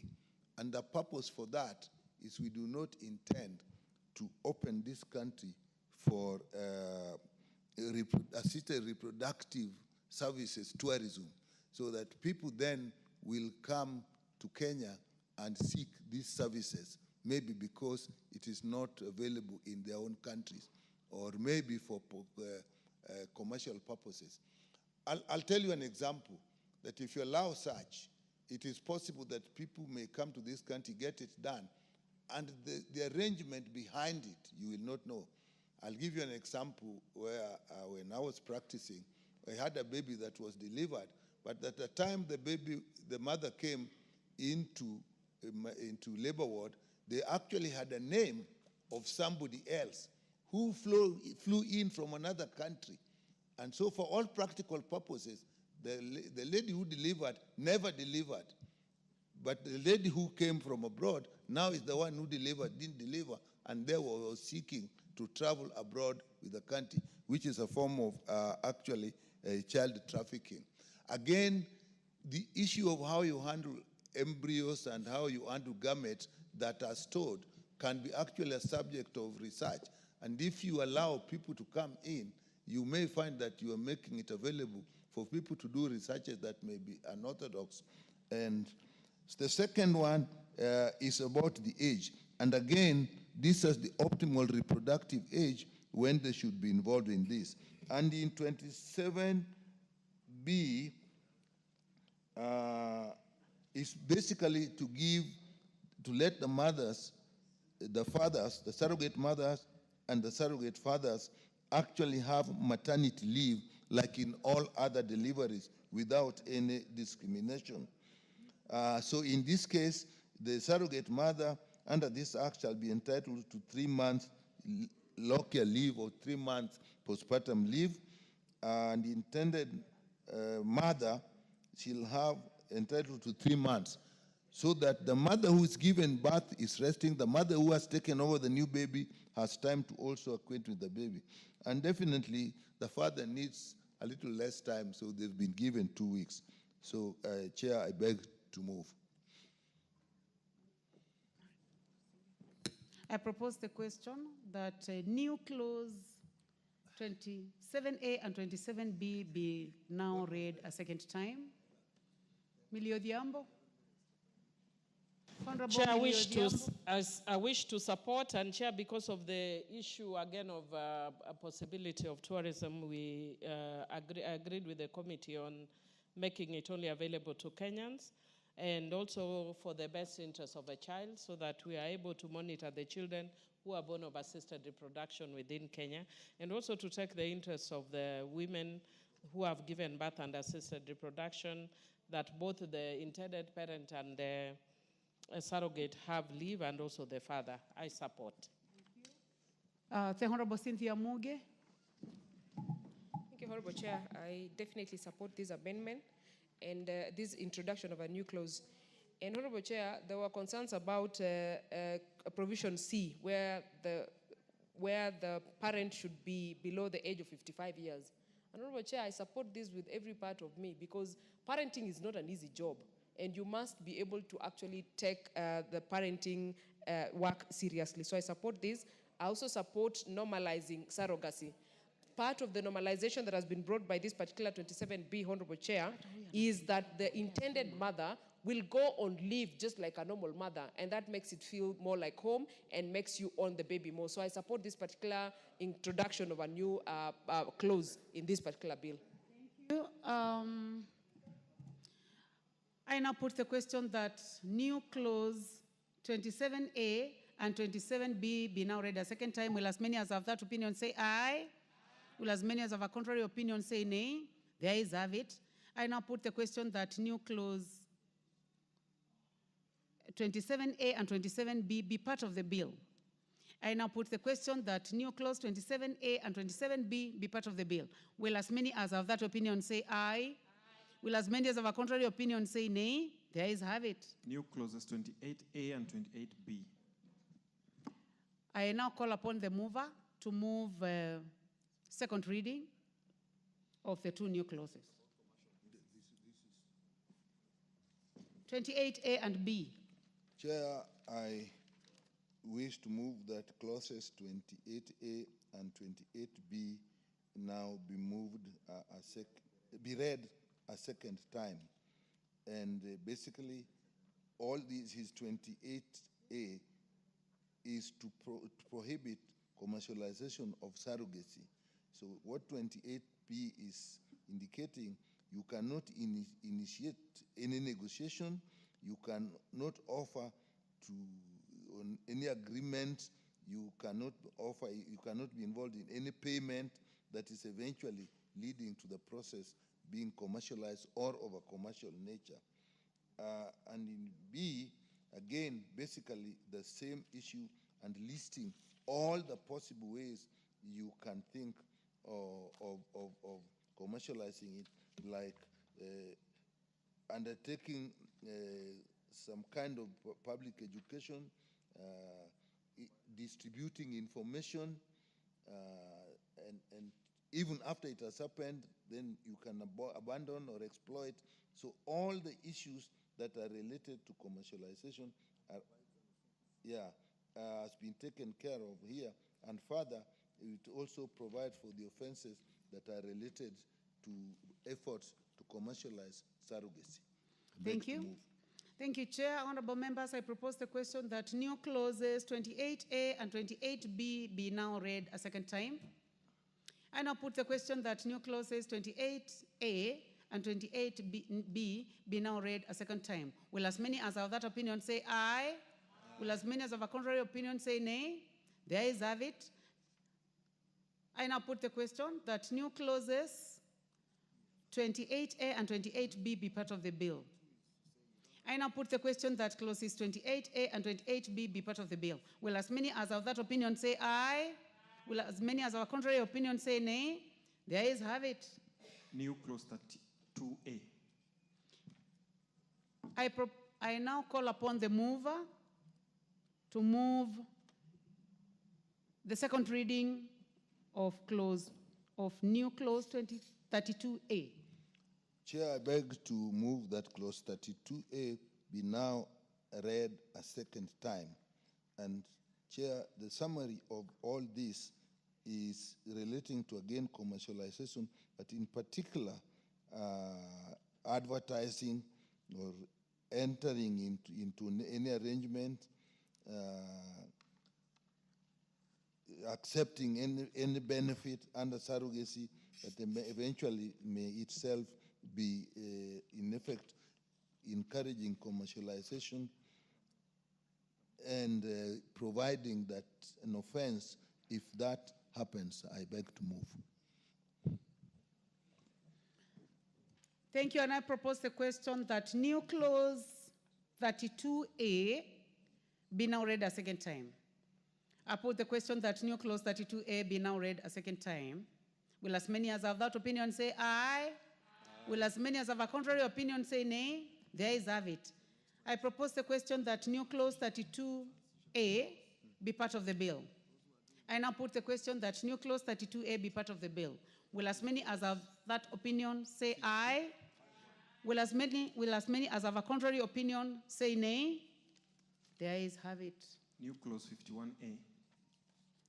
I now call upon the mover to move second reading of new clause 51A. Chairman, Dr. Nyikal. Chair, I beg to move that clause 51A be now read a second time. And Chair, this 51A recognizes the fact that as we are talking now without the law, there are actually processes that are going on. And therefore, what we are providing for is transition for those who are already involved in this process. I beg to move. Thank you. I propose the question that new clause 51A be now read a second time. I propose the question that new clause 51A be now read a second time. I put the question that clause 51A be now read a second time. Will as many as have that opinion say aye? Will as many as have a contrary opinion say nay? The ayes have it. I now propose the question that new clause 51A be part of the bill. I now put the question that new clause 51A be part of the bill. Will as many as have that opinion say aye? Will as many as have a contrary opinion say nay? The ayes have it. New schedule. I call upon the mover to move second reading of the new schedule. Chair, I beg to move that the new schedule be now read a second time. And the whole purpose of this schedule, Chair, is how to conduct the businesses that relate to the committee that we formed in the Medical Dentist Council instead of the Directorate. And this is a committee that will have very specific functions, and therefore we put in place all the normally usual requirements on how they conduct committees, how people are approved, and so on. So basically, it is how the businesses shall be conducted by that committee. I beg to move. Thank you. I now propose the question that the new schedule be now read a second time. I put the question that the new schedule be now read a second time. Will as many as have that opinion say aye? Will as many as have a contrary opinion say nay? The ayes have it. I now propose the question that the new schedule be part of the bill. Will as many as have that opinion say aye? Will as many as have a contrary opinion say nay? The ayes have it. I now put the question that the new schedule be the schedule to the bill. Will as many as have that opinion say aye? Aye. Will as many as have a contrary opinion say nay? The ayes have it. Close to.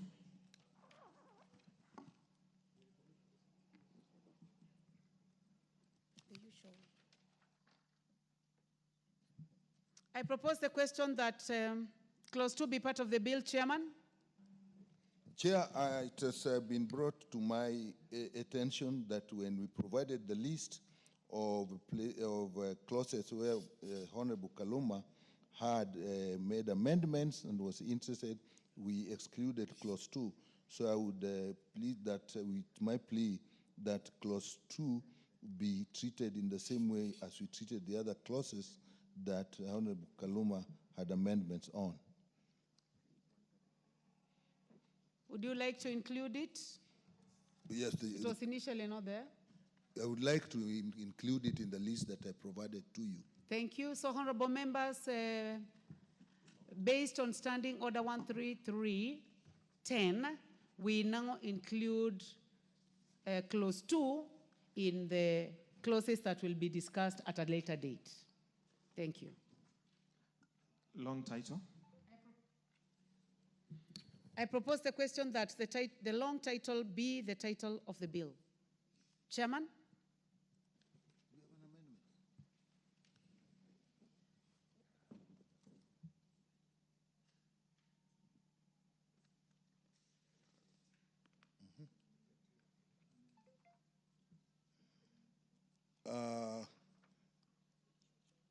Chair, I propose that the long title be amended, of the bill be amended by deleting the words to establish an assisted reproductive technology directorate.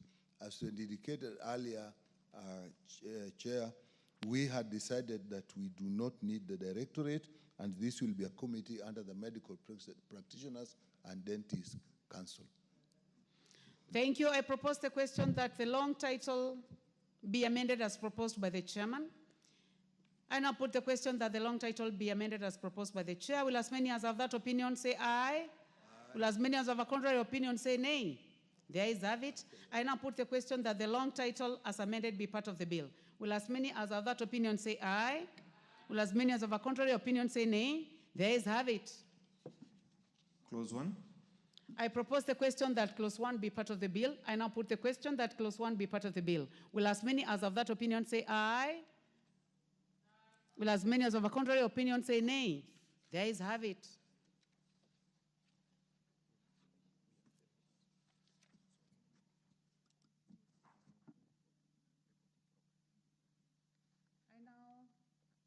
I now call upon the mover to move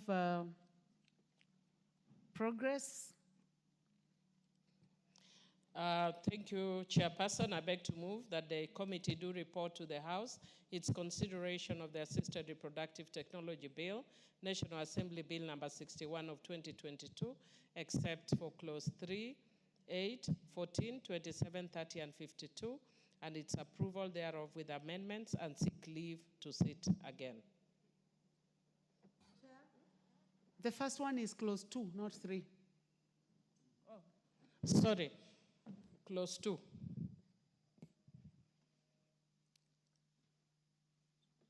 I now put the question, which is that the committee do report to the House its consideration of the Assisted Reproduction Technology Bill, National Assembly Bill number 61 of 2022, except clauses 2, 8, 14, 27, 30, and 52, and its approval thereof with amendments, and seek leave to sit again. As many as have that opinion say aye. As many as have a contrary opinion say nay. The ayes have it.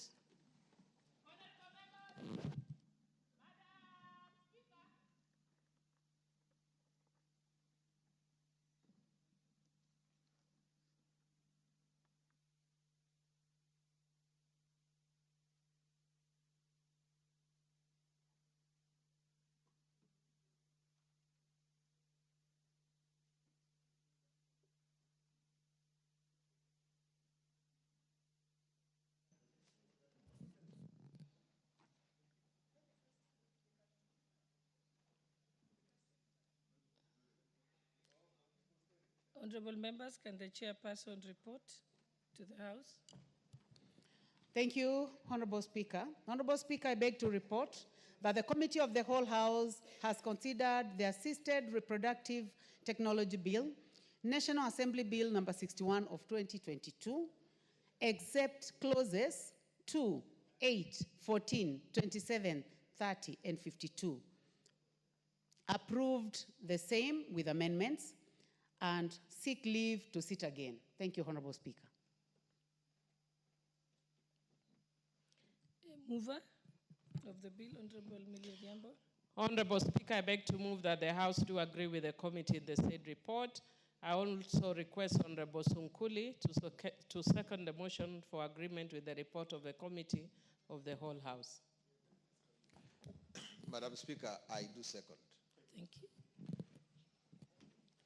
Honorable members, I now propose the question, which is that the House do agree with the committee in the said report.